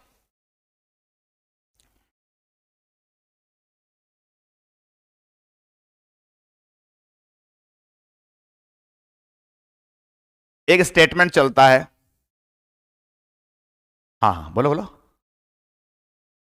The king died, good good, बताओ। The king died and then, कह दो ठीक है, and then the queen died. राजा मरा और फिर रानी मर गई। ये छोटा सा नमूना किसका नमूना कहलाता है? ये स्टोरी जैसी बातें होती है, जिसमें आपने सीरीज ऑफ इवेंट्स बताई है, घटनाओं की श्रृंखला प्रस्तुत करी है। पहली घटना क्या बता दी? राजा मर गया, और फिर क्या हो गया? रानी मर गई। इसको उल्टा भी लिख सकते थे, the queen died and the king died. कोई भी काम पहले हो सकता है, रानी मर गई, राजा मर गया, इससे कोई फर्क नहीं पड़ेगा। सीक्वेंस कुछ भी चुन लो जो आपको अच्छा लगे। इन्होंने ऐसे बोला द किंग डाइड, मैंने वो लिख दिया। चलो जी, अब ये अगर प्लॉट की तरह से होता तो क्या कहते हैं इसमें? The king died and the queen became sorrowful and then she died। अब हमने इसमें ये इतनी बात नई और ऐड कर दी। ये जो नया ऐड कर दिया ये क्या है? ये इस घटना का क्या है? प्रभाव है। ऊपर वाले में प्रभाव समझ में नहीं आ रहा। हो सकता है राजा मरा फिर रानी मर गई हो, पता नहीं रानी दुखी होके मरी बिना दुखी होके मरी, हमारे को इस पर कोई जानकारी नहीं पता लगी। राजा मरा दूसरी घटना से ये वाला, इन दोनों के बीच में आपस में कोज एंड इफेक्ट का कोई संबंध स्पष्ट नहीं है। और जहां प्लॉट होगा उसमें क्या होगा? कोज एंड इफेक्ट रिलेशनशिप बताया जाएगा। जैसे आप यहां देखें, राजा मरा है और बाद में गम हुआ रानी को, और गम के कारण से रानी क्या हो गई? उसकी मृत्यु भी हो गई। ये ऐसे छोटा सा नमूना होता है किसको स्पष्ट बताने के लिए, स्टोरी और प्लॉट का अंतर बताने के लिए। हमारा रुचि स्टोरी प्लॉट में से स्टोरी में नहीं है, हमारा इसमें इंटरेस्ट किस चीज से? इससे हमें क्या बात सीखनी जा रही है? प्लॉट सीखा जा रहा है। तो प्लॉट का जवाब क्या हो गया? A series of events having cause and effect relationship. क्योंकि स्टोरी में भी इतनी बात तो स्टोरी में भी होती है। स्टोरी भी क्या होती है? ए सीरीज ऑफ इवेंट्स ही होती है। स्टोरी भी ए सीरीज ऑफ इवेंट्स ही है, और प्लॉट भी क्या है? ए सीरीज ऑफ इवेंट्स ही है। दोनों ही सीरीज ऑफ इवेंट्स हैं, पर फर्क यह है story only series of events मात्र ही होती है, उसमें घटनाओं का क्या होता है, सीक्वेंस या सीरीज, श्रृंखला श्रृंखला आती है, घटनाओं की श्रृंखला बताई जाती है केवल और केवल, इससे आगे कोई बात नहीं होती है। जबकि प्लॉट में सीरीज ऑफ इवेंट्स जो होती हैं वो साथ में क्या होती है, having cause and effect relationship के साथ में बताई जाती हैं। जैसे एग्जाम्पल आपके सामने है, एग्जाम्पल मैंने कहा उल्टा लग सकते, ऐसे कोई फर्क नहीं पड़ेगा, कहीं पर हम इसको ऐसे भी कह सकते हैं, queen died and the king died, इसको ऐसे बोल दो, the queen died and the king became sorrowful and then he died. ये बीच वाले स्टेटमेंट है, जो भी मरा पहले उसके परिणाम से दूसरा आदमी क्या हुआ, दुखी हुआ, फिर दूसरा उस दुख के कारण से मरा गया। तो इसके तो मरने का हमें कारण उल्लेख नहीं किया गया है। राजा मरा, इसका हमें कोई पता नहीं लगा राजा कैसे मरा, क्यों मरा, क्या हुआ, कहां मरा, ये तो हमें घटना बताई। इस घटना से दूसरी घटना क्या है, जुड़ी हुई है। अब आप कोई भी ड्रामा याद कर लो जो आपको पढ़ा हुआ है, हर ड्रामा में क्या होता है, प्लॉट होता है, हर ड्रामा में क्या होता है, प्लॉट है। और पूरे ड्रामा में शुरुआत की घटनाओं का तो हमारे को कोई कारण उल्लेख होता नहीं है, शुरुआत में तो कोई ना कोई घटना हो रही है। जैसे मकबेत आपका सुना हुआ होगा, तो मकबेत में जैसे आप पढ़ेंगे शुरुआत में सबसे पहले क्या है, वो 3 विचेज आ जाती हैं। वो 3 विच कहां से आई, क्यों आई, इसका हमें पता नहीं है। यहां जैसे पहले राजा मर गया, इसका हमें पता नहीं राजा कैसे मरा गया, पर इसके घटनाओं से आगे वाली सारी के सारी क्या है, चेन जुड़ी हुई है। इससे ये होगा, इससे ये होगा, इससे ये होगा। शुरुआत का तो नाम का उल्लेख है नहीं, शुरुआत में क्यों हुआ, किसके कारण हुआ, इसका जिक्र नहीं होता है, बिगिनिंग पॉइंट पे नहीं होता। पर बिगिनिंग के आके एंड होने तक पूरी की पूरी क्या है, चीजें जुड़ी हुई होती हैं। फिल्म देखिए, फिल्म समझ लो आप, तो फिल्म में जो जिसको आप सामान्य भाषा में कहते हैं फिल्म की स्टोरी क्या थी, ये हमारी बोलचाल की भाषा है, लिटरेचर की भाषा है, फिल्म का प्लॉट होता है, उसका क्या होगा, प्लॉट ही होगा। ठीक है, फिल्म में सबसे पहले जहां से फिल्म प्रारंभ होती है, शुरुआत में कोई ना कोई गतिविधि दिखाई जाती है, कुछ ना कुछ हो रहा होता है, परंतु बाद में वो जो गतिविधियां हो रही हैं उनसे पूरी की पूरी आपकी जो 2.5-3 घंटे की फिल्म की सारी गतिविधियां, इवेंट्स आपस में क्या है, इंटरकनेक्टेड है। एक्स घटना होने से दूसरी घटना जुड़ी हुई है। जैसे कल्पना कर लें कि साहब फिल्म में शुरू में दिखा दिया जाता है कि साहब एक कोई व्यक्ति है और वो वाला कोई जमींदार या ठाकुर या किसी ऐसे व्यक्ति के वहां पे कोई काम करता है और साहब उसको ठाकुर ने मार मुर दिया। पुरानी फिल्मों में ऐसी हमारी चलती थी कहानी में। अब साहब उसके बेटे ने जो मरा है उस व्यक्ति के साथ बेटे ने माला अपने सीन देखा, अब उसके मन में क्या है, बदला लेने का भाव है। अब आगे पूरी कहानी में जो भी गतिविधि वो व्यक्ति जो हमारा जो फिर फिल्म में हीरो बन जाता है, वो जो भी गतिविधियां करेगा उसकी हर गतिविधि के पीछे वो जो मूल शुरुआत में कोई ना कोई जो घटना घटी है, उसके पिताजी की मृत्यु कर दी गई है, मार दिया गया है, उस बदले के लिए सारी की सारी कहानी में आगे से चैन जुड़ी जाती है। नए नए बीच में पात्र आएंगे, हर पात्र कोई ना कोई कारण से उस कहानी में एंटर होता जाता है, चलता जाता है पूरी पूरी कहानी। ऐसे क्या पाया जाता है, चेन ऑफ इवेंट। तो चेन ऑफ इवेंट्स बोल दो, चाहे क्या बोल दो, सीरीज ऑफ इवेंट्स बोल दो, पर ये जो सीरीज ऑफ इवेंट्स होती है वो क्या होती हैं, कॉज एंड इफेक्ट रिलेशनशिप के आधार पे जुड़ी होनी चाहिए, तब तो वो क्या कहलाएगा, प्लॉट कहलाएगा। That's clear? हाँ जी। अब आपका चाहे ट्रेजेडी हो चाहे कॉमेडी हो, पूरी की पूरी प्लॉट में ऐसे chain of events cause and effect के आधार पे चलेंगी। चाहे वो आपका एपिक हो, जैसे महाकाव्य ले लो, रामायण महाकाव्य है, अंग्रेजी तो आपने पढ़े हुए नहीं है, हिंदी से समझ ले, अपने यहाँ से समझ लेते हैं। हालांकि रामायण हिंदी का भी नहीं है, संस्कृत का है, पर उसके मोटी मोटी कहानी हमने वो टीवी वगैरह पे देखी हुई, तो हमें उसका अनुमान है। तो जैसे रामायण है, महाभारत है, दोनों के दोनों क्या है, महाकाव्य हैं। दोनों में ही क्या है, प्लॉट है। और वो महाभारत के अंदर भी वो जो क्या है, पांडव और क्या है वो कौरव है, वो पूरी की पूरी जो लड़ाई चलती है उनके बीच में, वो कोई ना कोई कारणों से चालू होती है, कोई ना कोई बिगिनिंग रीजन होता है, उसके बाद फिर वो आगे से आगे चैन पे चैन चलती जाती हैं। चाहे वो रामायण वाला मान लीजिए। अब आपने उसको तो वो देवता देवी बनाई, ग्लोरीफाई कर दिया, महिमा मंडन कर दिया, वो महिमा मंडन तो हटाओ उसका, तो देवता देवी तो ऐसे मारो उसकी। और लिटरेचर की भाषा से सरल सरल बात समझ लेना कि साहब पूरी रामायण के पीछे मूल जो कहानी है उसमें जो गतिविधियां आगे से आगे लिंक होती जाती हैं, वो क्यों होती जाती हैं, तो उसमें आप कहीं ना कहीं से कोई क्या पाओगे, खोज पाओगे, उसके कारण से फिर आगे आगे सारी बातें चलती जाती हैं। वो महाभारत में लड़ाई क्यों होती है, महाभारत में लड़ाई किस कारण से होती है,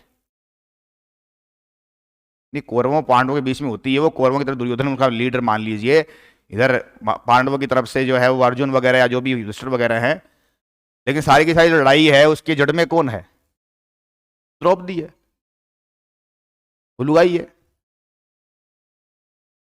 और उसने कुचड़नी करनी, अंधे गंदे पैदा होते हैं, बोले तेरे को बताते हैं अंधे गंदे पैदा कैसे होते हैं, है ना वो आप मोटे मोटे जानते हो। तो अब आगे बाद में वो जो शतरंज का गेम होता है उसको दांव पे लगाया जाता है, उसका द्रौपदी का चीरहरण किया जाता है, बाद में सारे का सारा जो पूरा कबाड़ा है वो कबाड़ा किसने किया है? वो कबाड़ा सारा द्रौपदी ने किया हुआ है। उसकी जो जुबान पचर पचर बहुत बोली थी।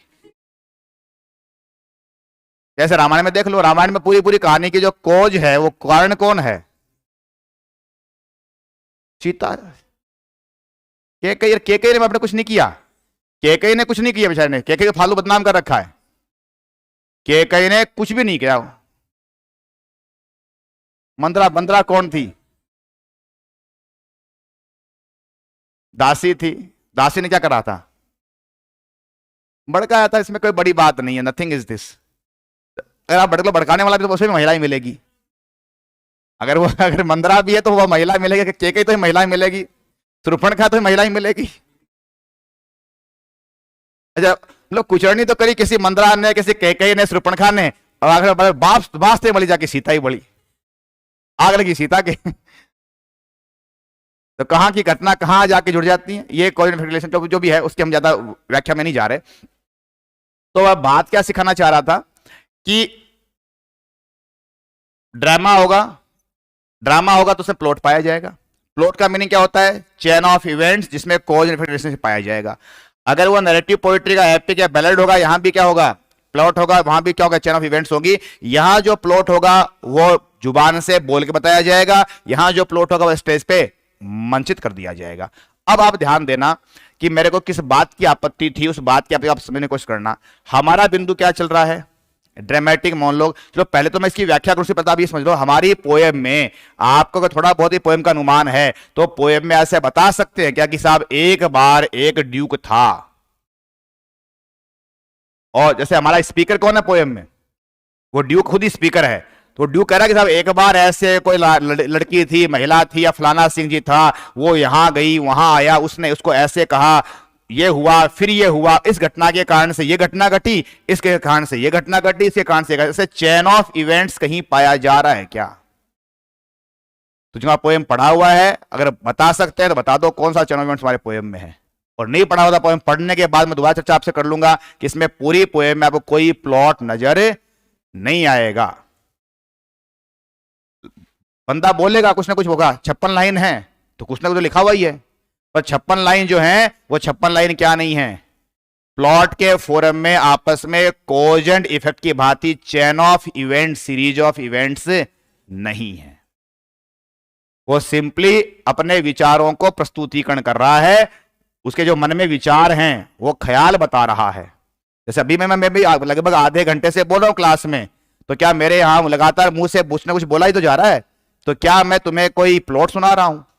ये हुआ, फिर ये हुआ, फिर ये हुआ। मेरी इन बातों में कोई भी आपस में चेन ऑफ इवेंट्स के रूप में कोई कनेक्टिविटी नहीं चल रही, कोई ऐसी कोई सिंगल कोई कहानी रूप में तार में जुड़ी हुई कोई बातें नहीं आपस में।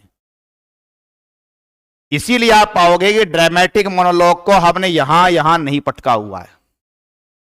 अभी ड्रामेटिक मोनोलॉग किसकी कैटेगरी में आता है? लिरिक पोएट्री की कैटेगरी में आता है।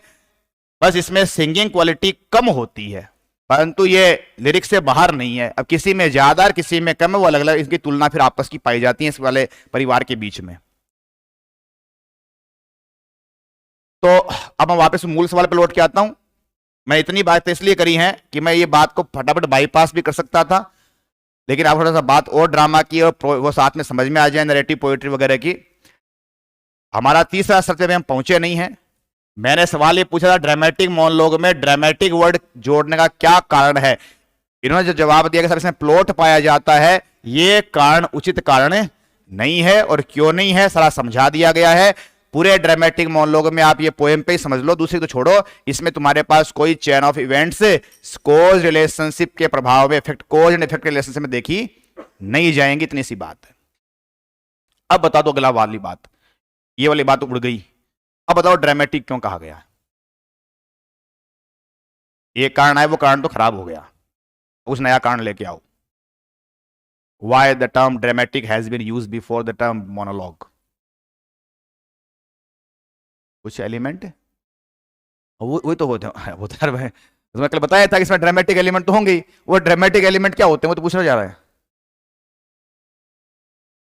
कैरेक्टर्स होंगे, तो ठीक है कैरेक्टर होंगे, इतनी बात तो चलो ठीक है, कुछ ये तो जस जाती है। और कुछ कैरेक्टर होने मात्र से तो कोई ड्रामेटिक इतनी बड़ी बात है नहीं।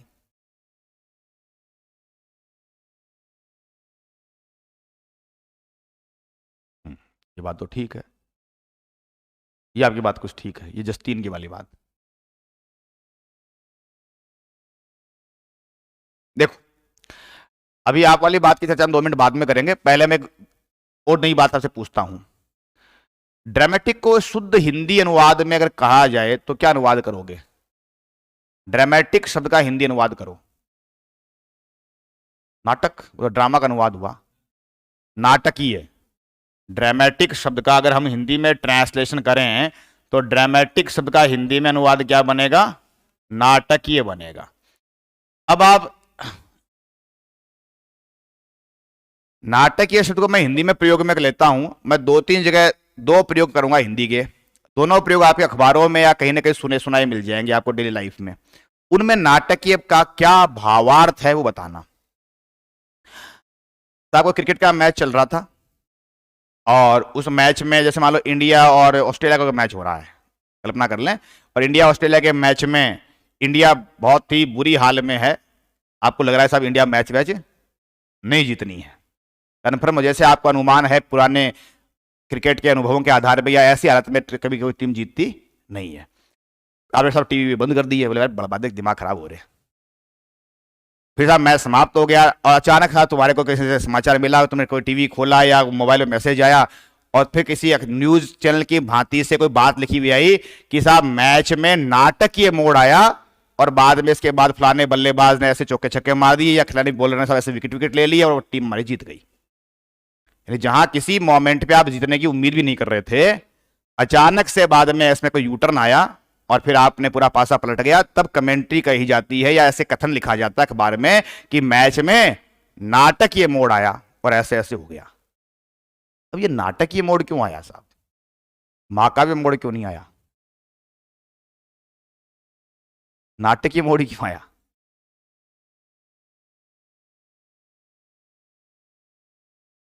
हाँ, इसका मैंने कहा कि नाटकीय इस भाव में क्या है, इसमें कोई ना कोई सरप्राइज एलिमेंट है, जिस चीज की आप उम्मीद भी नहीं करी थी और उसको हो गया, उसको नाटकीय कह देते हैं। ऐसे ही मान लो साहब किसी पॉलिटिकल मैटर में हो जाता है, जैसे आप कोई चुनाव का परिणाम आ जाता है, जो पार्टी जो है, और जैसे मान लो साहब अभी हमारे जैसे मान लो साहब ये बीजेपी साहब कांग्रेस साहब, दोनों पार्टी आपस में 12 महीने लड़ती रहती हैं। तुम कभी सोच भी नहीं सकता दोनों पार्टी कहीं मिली भी सकती हैं क्या? साहब दोनों चुनाव में सामने सामने खड़ी थी और फिर समझ में आया कि साहब दोनों पार्टी मिलकर सरकार बढ़ा ली, लो साहब नाटक के परिवर्तन हो गया अचानक से। यानी वो चीजें जिसकी आपने कभी कल्पना भी नहीं करी हो, जो आपकी विचार की सोचने की व्यवस्था से चलती हैं, उसमें कहीं ऐसा नजर नहीं आता है और ऐसा हो जाए तो हम क्या बोल देते हैं? नाटकीय मोड़ आ जाता है। तो नाटकीय वर्ड के कई भाव हैं। अभी मैं जो 2 उदाहरण दिया हूं, दोनों उदाहरणों में क्या कॉमन चीज है? Unexpected turn off the events. Unexpected turn off the events, घटनाओं में क्या कहते हैं हिंदी में? अनएक्सपेक्टेड। हाँ बोलो आकस्मिक तो है, अन्य जो होता है सडन होता है, अप्रत्याशित घटनाओं में क्या हो गया? कोई अप्रत्याशित मोड़ आ जाता है जिसकी आपने उम्मीद भी नहीं करी हो, ऐसी कुछ घटना घट जाती है और वो अचानक होती है, उसमें खास दूसरा एलिमेंट में क्या होगा? सडन होगा। तो मैंने अभी जो 2 बातें बोली, इस हमारे ड्रामेटिक में क्या भाव हुआ? Unexpected plus sudden. धीरे धीरे भी काम नहीं होता, अचानक होता है, वो सेकंड की रफ्तार से इसमें बदलाव आते हैं, फटाफट आते हैं, धीमे धीमे चेंज नहीं आएंगे। तो पहला तो उसमें काम क्या होंगे? तेज गति से सडनली चेंज होंगे, और दूसरा वो क्या होंगे? आपकी उम्मीद से परे होंगे। कई बार रफ्तार तेज हो सकती है, जैसे कि मान लो कोई बैट्समैन है, वो तेज रन बनाने के लिए फेमस है, वो तेज रन मार भी रहा है, उसमें कोई अचानक होने वाली बात, वो काम अचानक हो रहा है, रन फटाफट बन रहे होंगे, स्पीड से बन रहे होंगे, परंतु वो क्या है? प्रत्याशित ही है, आपकी आशा के अनुरूप ही है, तो उसको क्या नहीं बोला जाएगा? ड्रामेटिक नहीं बोला जाएगा। लेकिन आपकी आशा के अनुरूप नहीं हो और सडन हो जाए, उसको लिए हम क्या बोल देते हैं? ड्रामेटिक चेंज आना कहते हैं। इसमें शर्त क्या है? ये ड्रामेटिक के आगे हम क्या वर्ड और जोड़ देंगे? चेंज और जोड़ देंगे। तो अभी जो मैंने बातें कही हैं, इस ड्रामेटिक वाले जो शब्द हमारे इस ड्रामेटिक मोनोलॉग में जुड़ा होता है, इसमें खास बात ये होती है, इसमें कोई ना कोई ऐसे ड्रामेटिक चेंज यानी कि अनएक्सपेक्टेड कोई टर्न कहीं ना कहीं पाया जाता है, एक ऐसा गुण होता है। पर ये इसेंशियल शर्तों में नहीं है। ये किस में नहीं है?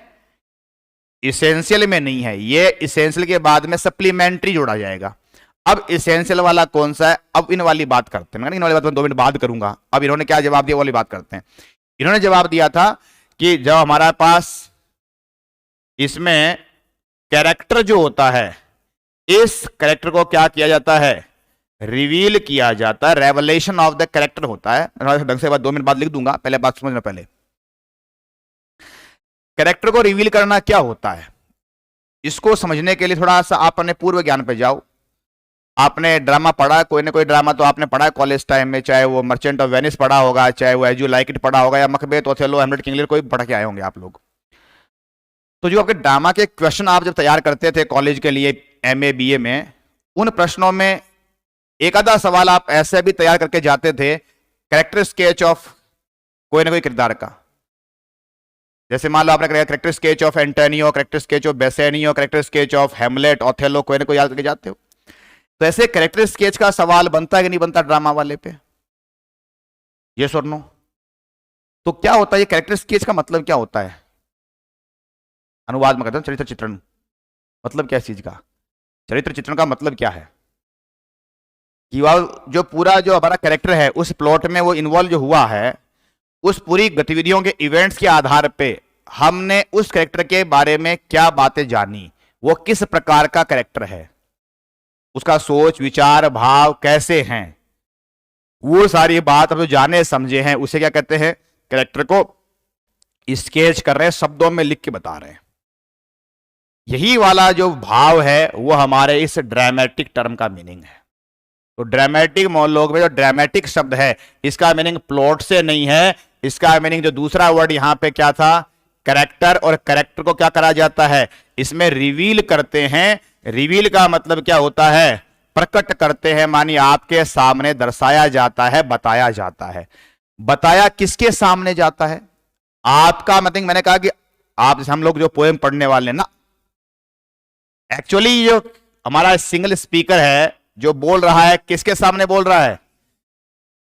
साइलेंट लिस्नर के सामने। तो ये जो स्पीकर जो कुछ बोल रहा है, ये जो स्पीकर जो कुछ बोल रहा है, जिस किसी के बारे में बोल रहा है, उस व्यक्ति के बारे में ये इस लिस्नर को क्या करना चाहता है? उस जिसके बारे में कह रहा है उस व्यक्ति का कैरेक्टर रिवील करना चाहता है, उसका कैरेक्टर रिवील करना चाहता है। ये इसकी तीसरी आवश्यक शर्त होती है।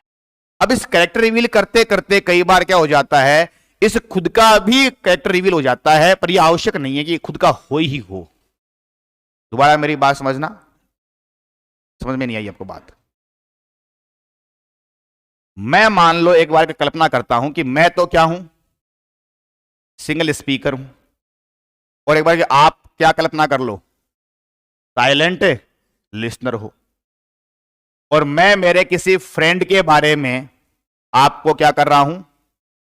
कुछ ना कुछ स्पीकिंग में कुछ बता रहा हूं। तो मेरा जो पूरा का मेरा विचार है, जो मेरी स्पीच है, वो स्पीच किसी न किसी व्यक्ति के बारे में क्या होगी?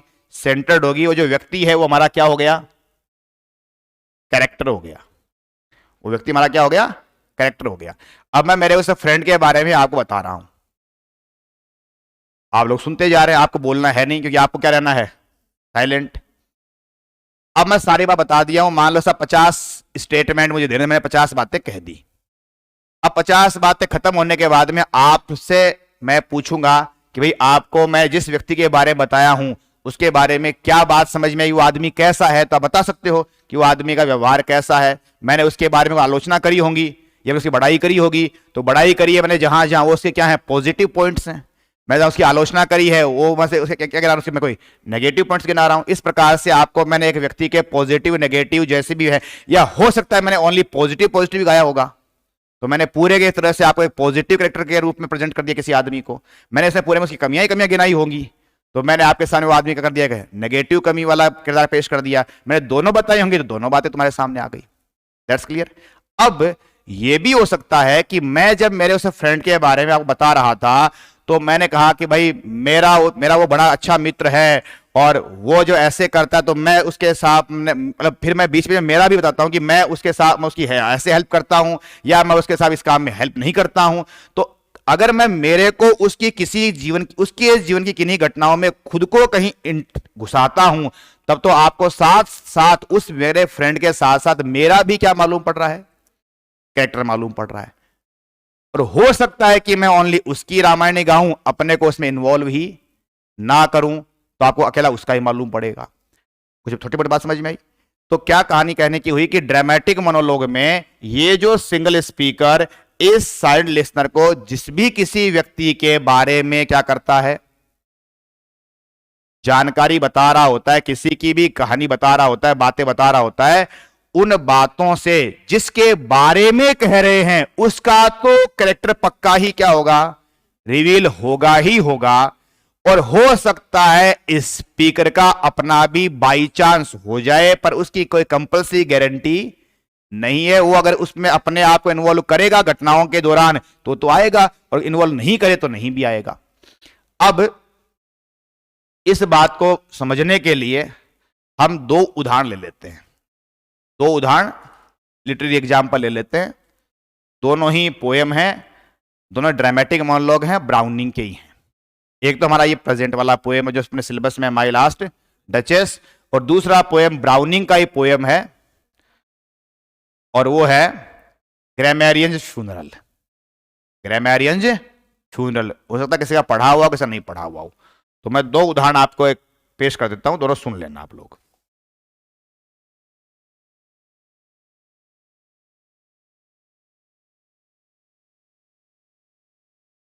एक हमारे पास पोएम है माई लास्ट डचेस, ब्राउनिंग की पोएम है, और दूसरी है ए ग्रामेरियंस फ्यूनरल।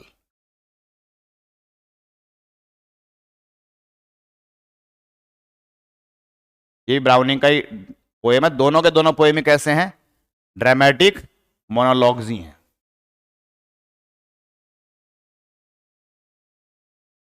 एक बार मैं वो समझाऊं उसके पहले, वो जो मैं तीसरी जो ना, वो तीसरी शर्त है इसमें उसको अच्छे तरीके से लिख देता हूं। ये थर्ड जो हमारी शर्त है ना, तो हम बेटर तरीके से लिख देता हूं, फिर आप उसको हम समझ लेते हैं। तो हमने पहली जो आवश्यक शर्त है वो क्या बनाई, an invented single speaker, but that should not be the poet himself. दूसरी क्या बनाई, साइलेंट लिस्नर होगा या एड्रेसी होगा, एंड द प्रेजेंस, अगर अकेला है तो हिज बोल देंगे, ज्यादा क्या बोलेंगे, देर बोल देंगे। तो हिज या देर प्रेजेंस, सिंगुलर में हिज मान लो, अगर अधिक है तो क्या मान लेंगे, देयर। तो हिज और there presence is denoted by hints और क्लूज से उसकी उपस्थिति दिखाई जाती है। तीसरी कहानी होती है the character revelation, the character revelation. जो कैरेक्टर होता है उसका क्या होता है, इसमें प्रकटीकरण किया जाता है, तो कैरेक्टर रेवलेशन किया जाता है। अब ये जो रेवलेशन कैरेक्टर का है, ये जानबूझ के भी हो सकता है, अनजाने में भी हो सकता है। जैसे मान लो ये जो स्पीकर महोदय बता रहे हैं, ये तो चला, इनका इंटेंशन ही क्या हो कि उस व्यक्ति के बारे में आपको बताया जाए। कई बार इंटेंशन नहीं होता है, पर अनजाने में उनकी बातचीत कहने के तरीके से आपको अनजाने से उसकी बातों का पता लग जाता है। तो कैरेक्टर रेवलेशन किया जाता है एडवर्टेंटली और इनएडवर्टेंटली, एडवर्टेंटली और इनएडवर्टेंटली। एडवर्टेंटली मीनिंग होता है जानबूझकर, एडवर्टेंटली मीनिंग क्या होता है, जानबूझकर, और इनएडवर्टेंटली मीनिंग क्या होता है, अनजाने में। तो जानते बूझते भी हो सकता है कि वो आपको कैरेक्टर रेवलेशन कर रहा हो, और हो सकता है कि अनजाने में कर रहा हो।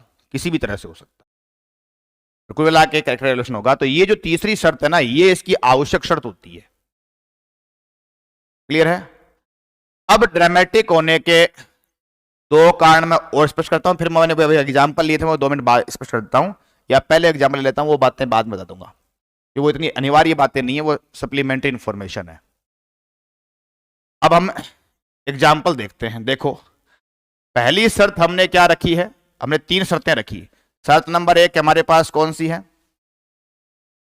एन इन्वेंटेड, इन्वेंटेड नाम थोड़ा हैबिट में लाओ, आपकी हैबिट में, सिंगल तो हैबिट में है ही है ना, अब कुछ नई बात है उसको भी बार बार हैबिट में लेके आओ। An invented single speaker. दूसरा क्या है? साइलेंट लिसनर या लिसनर्स। और तीसरा क्या है? Character revelation.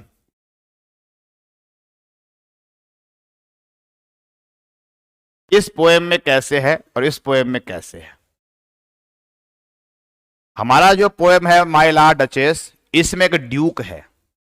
हमारी पोएम में क्या है? एक ड्यूक है, जो फेरारा के ड्यूक हैं। फेरारा नाम है, प्रदेश का नाम है, इटली के किसी प्रदेश का नाम, क्षेत्र का नाम, से जैसे अपने यहां पे सीकर, जयपुर, जोधपुर नाम है क्षेत्रों के, ऐसे इटली के किसी क्षेत्र का नाम क्या है?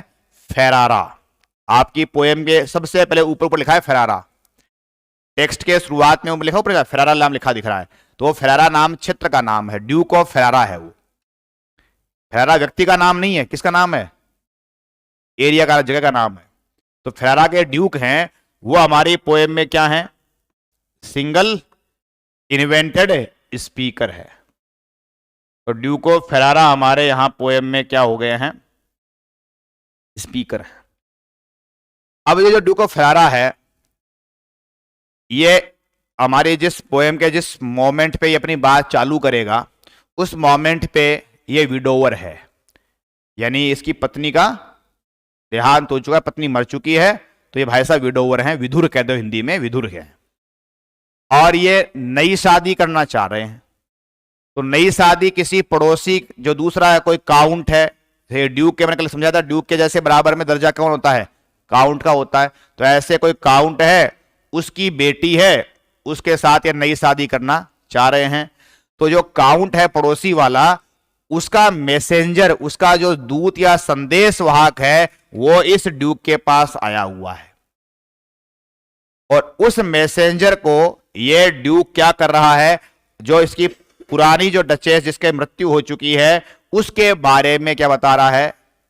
बातें बता रहा है कि भाई उसके वहां पे एक पेंटिंग लगी हुई है, और कह रहा है ये जो पेंटिंग में जो आपको महिला दिख रही है, ये महिला मेरी क्या है? लास्ट डचेस है। जैसे कि आप थोड़ा सा पोएम पे कल देखे भी थे, और इनकी पोएम पढ़ी हुई, इनको तो मेरी बात बढ़िया समझ में आ ही रही है। जैसे पहली पंक्ति है, that's my last duchess painted on the wall. ये मेरी आखिरी डचेस है, जो कि तुम्हें पेंट की हुई कहां दिख रही है? वॉल पे दिख रही है। तो ये तुम्हें दिख रही है, मैं जो बता रहा हूं, तुम्हें किसको दिख रही है? तो वो जो मैसेंजर आया हुआ है पड़ोसी काउंट का, उसको ये सारी बातें बता रहा है। तो बता कौन रहा है? स्पीकर कौन हो गया? ड्यूक हो गया है, जो ड्यूक फेरारा का ड्यूक है। और सारी बातें जो लिसनर साइलेंट है, मैं उसको सुना रहा है, वो क्या है? एनवॉय। एनवॉय कह दो या क्या बोल दो? मैसेंजर कह दो। तो ये मैसेंजर है, किसका है? Of the neighbouring count.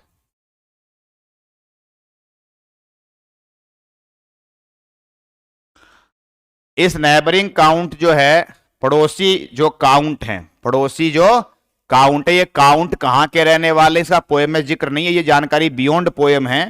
इसका पोएम में उल्लेख ओनली फेरारा फेरारा नाम का है, ऊपर ही ऊपर, औरों का नाम कहीं भी पोएम में नहीं आया। ये जानकारी बाद के क्रिटिक्स लोगों ने इकट्ठा करके निकाल के हमें को दे रखी है, तो वो मैं आपके साथ शेयर कर देता हूं।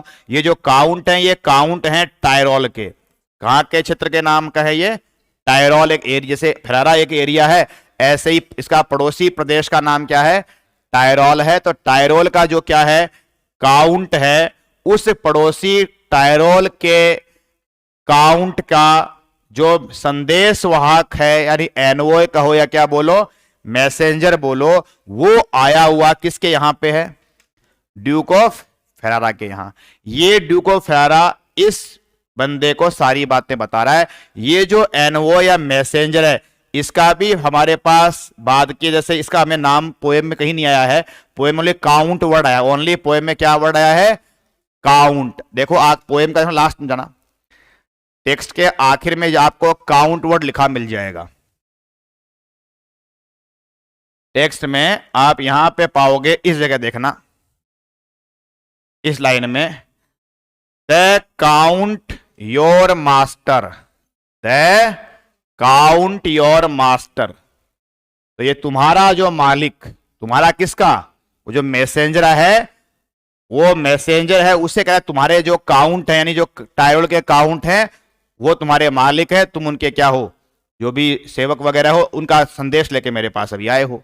तो ये पोएम में काउंट नाम तो आया है, और पोएम में ऊपर ही ऊपर क्या नाम हमारे पास आया हुआ है? फेरारा। तो फेरारा तो प्रदेश का नाम है, जहां का तो ड्यूक है, और काउंट है वो किस क्षेत्र का, इसका नाम पोएम में नहीं है। ये जानकारी हमारे पास अवेलेबल है, और वहां से हमारे पास ये जानकारी मिलती है कि वो कहां के काउंट हैं, वो काउंट हैं वो टायरोल के। तो ये पोएम में लिखा हुआ नहीं है, ये हमें ध्यान करना होता है। तो ये काउंट टायरोल के हैं। अब ये जो मैसेंजर हैं, इसका भी नाम है, और इसका नाम है निकोलस मैड्रज। क्या नाम है इसका? निकोलस मैड्रज। ये इतना लोकप्रिय जानकारी नहीं है। ये अधिकांश क्या 99% इसकी जानकारी लोगों को नहीं है, इसकी जानकारी भी नहीं है। जो लोकप्रिय जानकारी है वो ड्यूक ऑफ फेरारा की है, और इसको इतना ही बोला जाता है कि एक लिसनर है जो कि कौन है? मैसेंजर है या एनवॉय है। परंतु जो हिस्टोरिकल इंफॉर्मेशन हमारे पास टेक्स्ट के बियॉन्ड अवेलेबल है, उसमें से ये जानकारी मिलती है कि जो पड़ोसी के काउंट हैं वो कहाँ के रहने वाले हैं? टायरोल के हैं। और इनका जो दूत भेजा गया था, उस दूत का नाम क्या था? निकोलस मैड्रज नाम के दूत थे, संदेश वाहक थे। वो हमारे पोएम में क्या है? लिसनर हैं। चलो, ये ड्यूक ऑफ फेरारा, इसका भी कोई नाम तो होगा ना?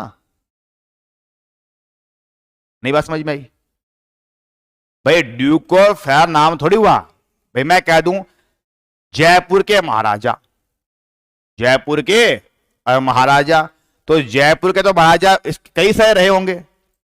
हम जिस किसी महाराजा की बात करें उसका अपना कोई नाम भी तो होगा, कोई जय सिंह है, सवाई सिंह है, कोई ना कोई नाम रहा होगा। तो हमने तो पोएम में गोलमाल वर्ड यूज कर दिया, ड्यूक ऑफ फेरारा।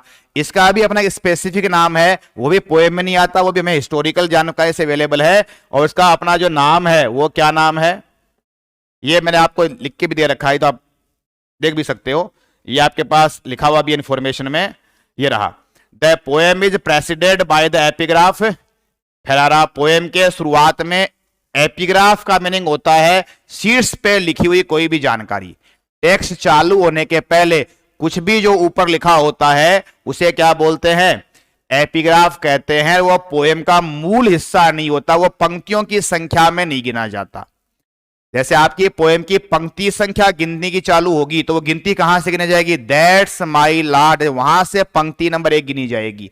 फेरारा को लाइन के नंबर में गिनती में गिना नहीं जाएगा। जैसे हमने कहा कि पोएम में 56 लाइन है, तो 56 की गिनती नंबर 1 चालू किससे हुई है? दैट्स माई लॉर्ड से हुई है। ऊपर जो फेरारा लिखा है वो नंबर ऑफ लाइन में काउंट नहीं होता है। तो एपिग्राफ उसे कहते हैं किसी भी पोएम के टेक्स्ट के अंदर 1 नंबर लाइन चालू होती है, उसके जस्ट ऊपर जो कुछ भी लिखा हो, चाहे एक वर्ड लिखा हो, चाहे कोई 2 पंक्ति लिखी हो, कुछ भी लिखा हो, दैट इज कॉल्ड एपिग्राफ। तो हमारे यहां पे पोएम में शुरुआत में प्रेसिडेंट बिल्कुल बिगिनिंग में एक एपिग्राफ आया है, और क्या लिखा हुआ है? फेरारा टर्म लिखा हुआ है। ये फेरारा वाला मतलब क्या है? इंडिकेटिंग। इस नाम से हमें इंडिकेट, ये दर्शाया गया है कि द स्पीकर जो हमारी पोएम का है, speaker is most likely Alfonso the second d'Este हैं। ये इसका रियल नाम है। जो ड्यूक ऑफ फेरारा है उसका अपना नाम क्या है? जैसे सवाई सिंह और मैंने अभी जय सिंह नाम बताया किसी राजा महाराजा के, यहाँ जयपुर वालों के, ऐसे ही हमारे जो ड्यूक ऑफ फेरारा हैं उनका अपना प्रॉपर नाम जो है वो क्या हुआ है? Alfonso the second d'Este, d'Este नाम है खानदान का, वंश का। जैसे ना जहां पढ़ते हो मौर्य वंश, गुप्त वंश पढ़ते हो, जैसे क्या क्या नाम होते हैं, अच्छा आपको हिस्ट्री में आप पढ़ते रहते हो ना, जैसे समुद्र गुप्त हुआ और चंद्र गुप्त हुआ, तो गुप्त तो सबके नाम में कॉमन लगा हुआ है, और पहले वह समुद्र चंद्र नाम उनके अपने अपने नाम हो गए। तो ऐसे दी एस्ते तो बहुत सारे हुए। दी एस्ते तो वहां का राजवंश का नाम है, और इसका अपना खुद का नाम क्या है, एल्फोंसो। और ये भी प्रथम नहीं है, द्वितीय वाले हैं ये। तो एल्फोंसो नाम के द्वितीय व्यक्ति रहे, दी एस्ते खानदान से बिलोंग करते थे। ये हमारे एक्चुअल में क्या है, ड्यूक ऑफ फेरारा हैं, जो हमारी पोएम के क्या हैं, स्पीकर हैं। तो एल्फोंसो द सेकंड डी एस्ते, ये तो क्या हो गया,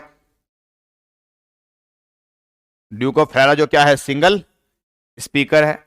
ये लिसनर जो साइलेंट है, उसका निज नाम तो क्या है, निकोलस मैड्रेज, जो पोएम में किसी रूप में लिखा हुआ नहीं है, ये हमें टेक्स्ट के बाहर पता है। ये जानकारी भी टेक्स्ट के बियॉन्ड से पता है, ये जानकारी भी टेक्स्ट के बियॉन्ड से पता है। और ये जो टाइटल वाला नाम भी कहां है, टेक्स्ट के बाहर से पता है। जो हिस्टोरिकल जानकारी क्रिटिक्स ने लिखी है, वहां से जानकारी जमा करी हुई है। हाँ जी, अब ये जो ड्यूक हैं, अब सुना अगली बात, दो शर्तें समझ में आ चुकी हैं इस पोएम के सापेक्ष में। अब तीसरी शर्त कि हमारी ये पोएम ड्रामेटिक मोनोलॉग क्यों है। ये जो हमारे स्पीकर ड्यूक हैं, ये इस निकोलस मैड्रेज दूत से बातें बता रहे हैं। किसके बारे में, पोएम का नाम ही मालूम पड़ा, माय लास्ट डचेस, अपनी जो इसकी भूतपूर्व गत डचेस है उसके बारे में बता रहे हैं। वो पूरी पोएम में बताते जाते भी मेरी डचेस कैसी थी, सुंदर थी, जैसी भी दिखने में थी, उसका व्यवहार क्या था क्या नहीं था, वो सारी बातें बताता चला जाएगा।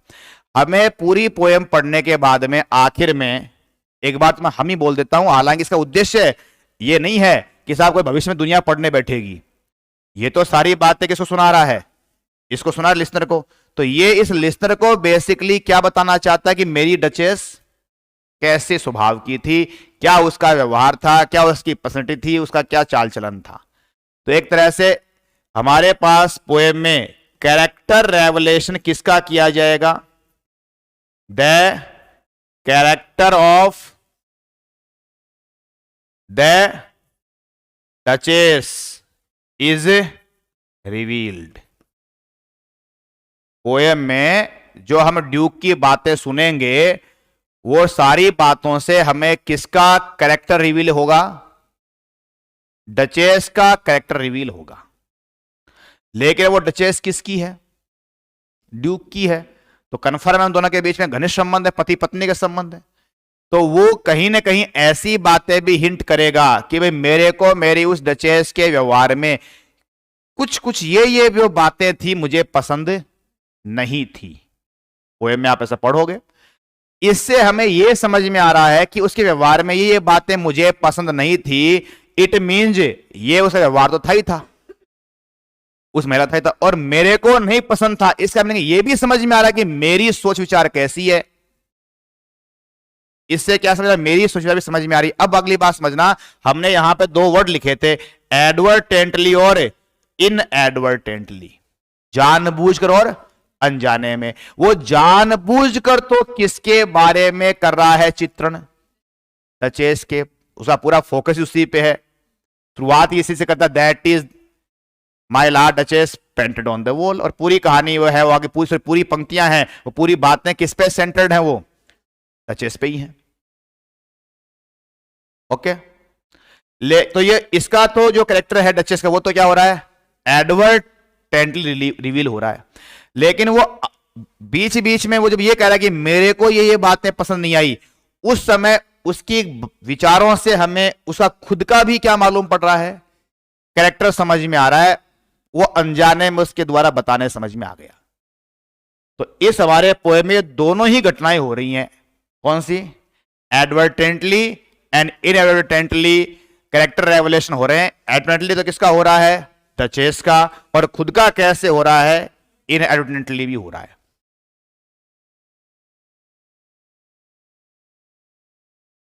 तो character of the duchess is revealed advertently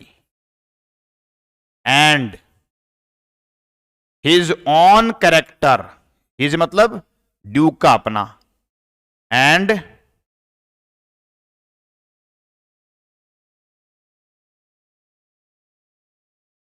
the duke's own character is revealed inadvertently. Duke ने अपना कैरेक्टर भी रिवील कर दिया है, वो कर दिया है इनएडवर्टेंटली, अनजाने में कर दिया है, और डचेस के तो वो पीछे पड़ा ही बताने के लिए, उसका तो पूरा फोकस उसी चीज के ऊपर ही है, वो हो रहा है एडवर्टेंटली। इस प्रकार से एडवर्टेंटली इनएडवर्टेंटली हमारे पास कैरेक्टर को क्या हो रहा है, रेवलेशन हो रहा है। बात समझ में आई कुछ? तो हमारी जो पोएम है ये तीनों शर्तों क्या करती है, फुलफिल करती है, अतः ये कन्फर्म क्या है, एक ड्रामेटिक मोनोलॉग है।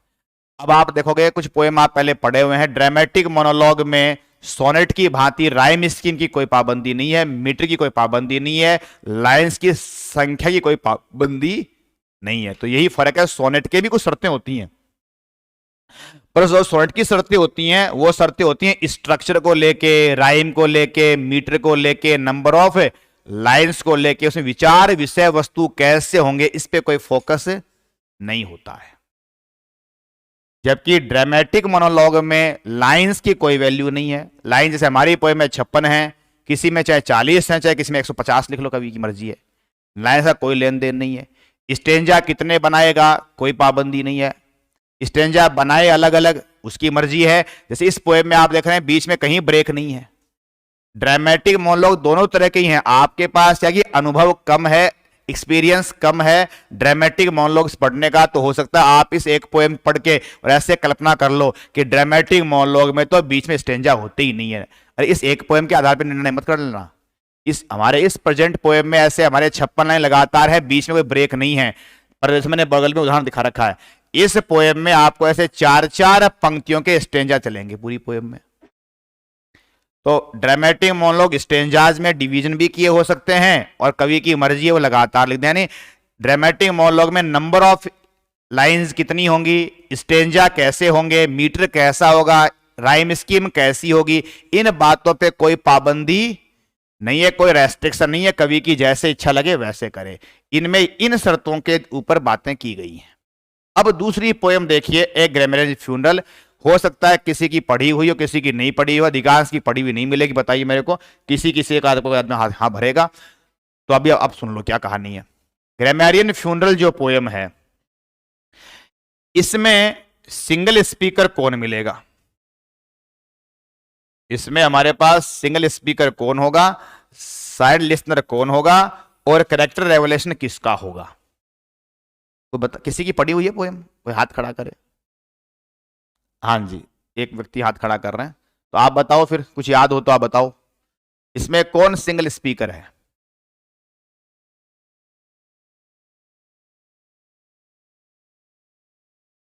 किसकी फ्यूनरल हो रही है, किसका अंतिम संस्कार किया जा रहा है, टीचर का किया जा रहा है।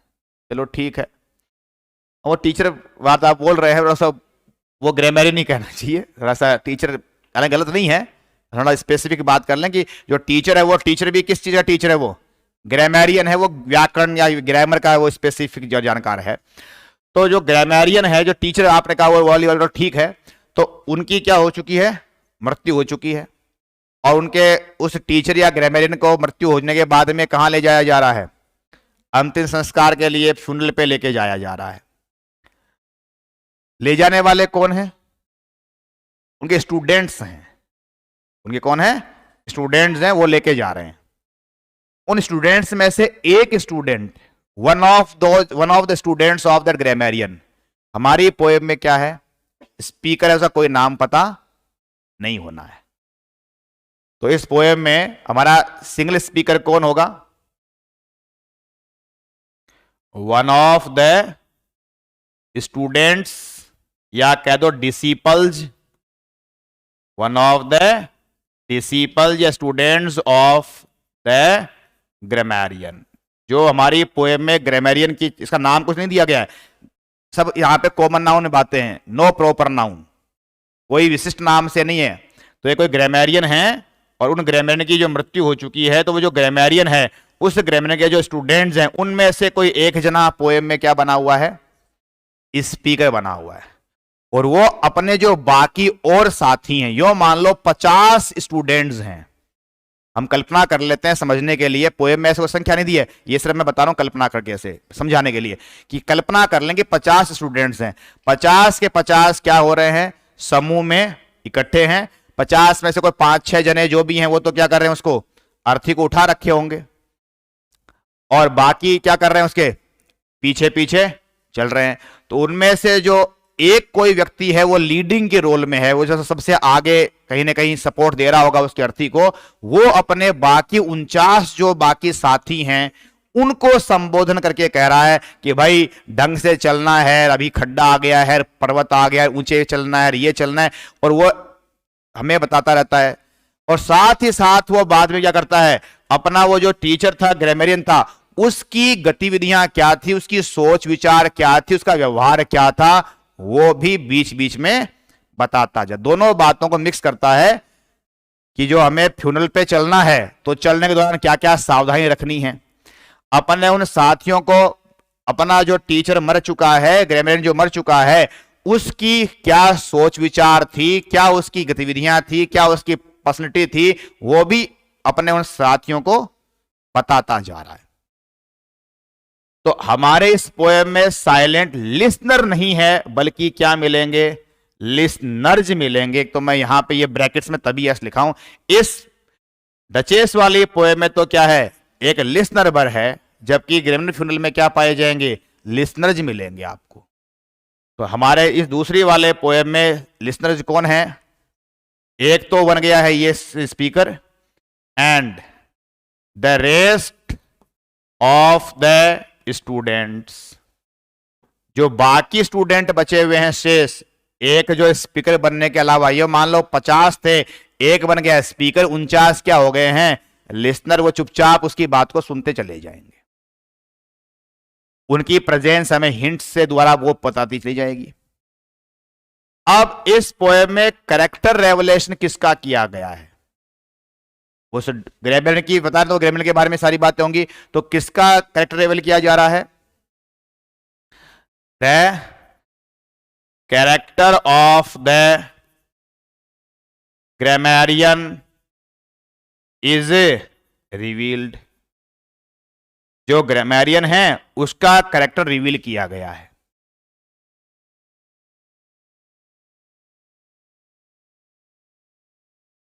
ठीक है,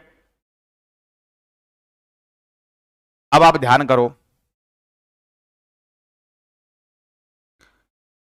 इस तीसरे वाले बिंदु में, इस वाले पोएम में कैरेक्टर कितना रिवील हुए, 2 के।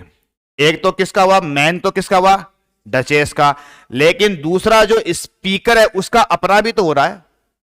पर इस वाले में जिसके बारे में कह रहे हैं, यहां किसके बारे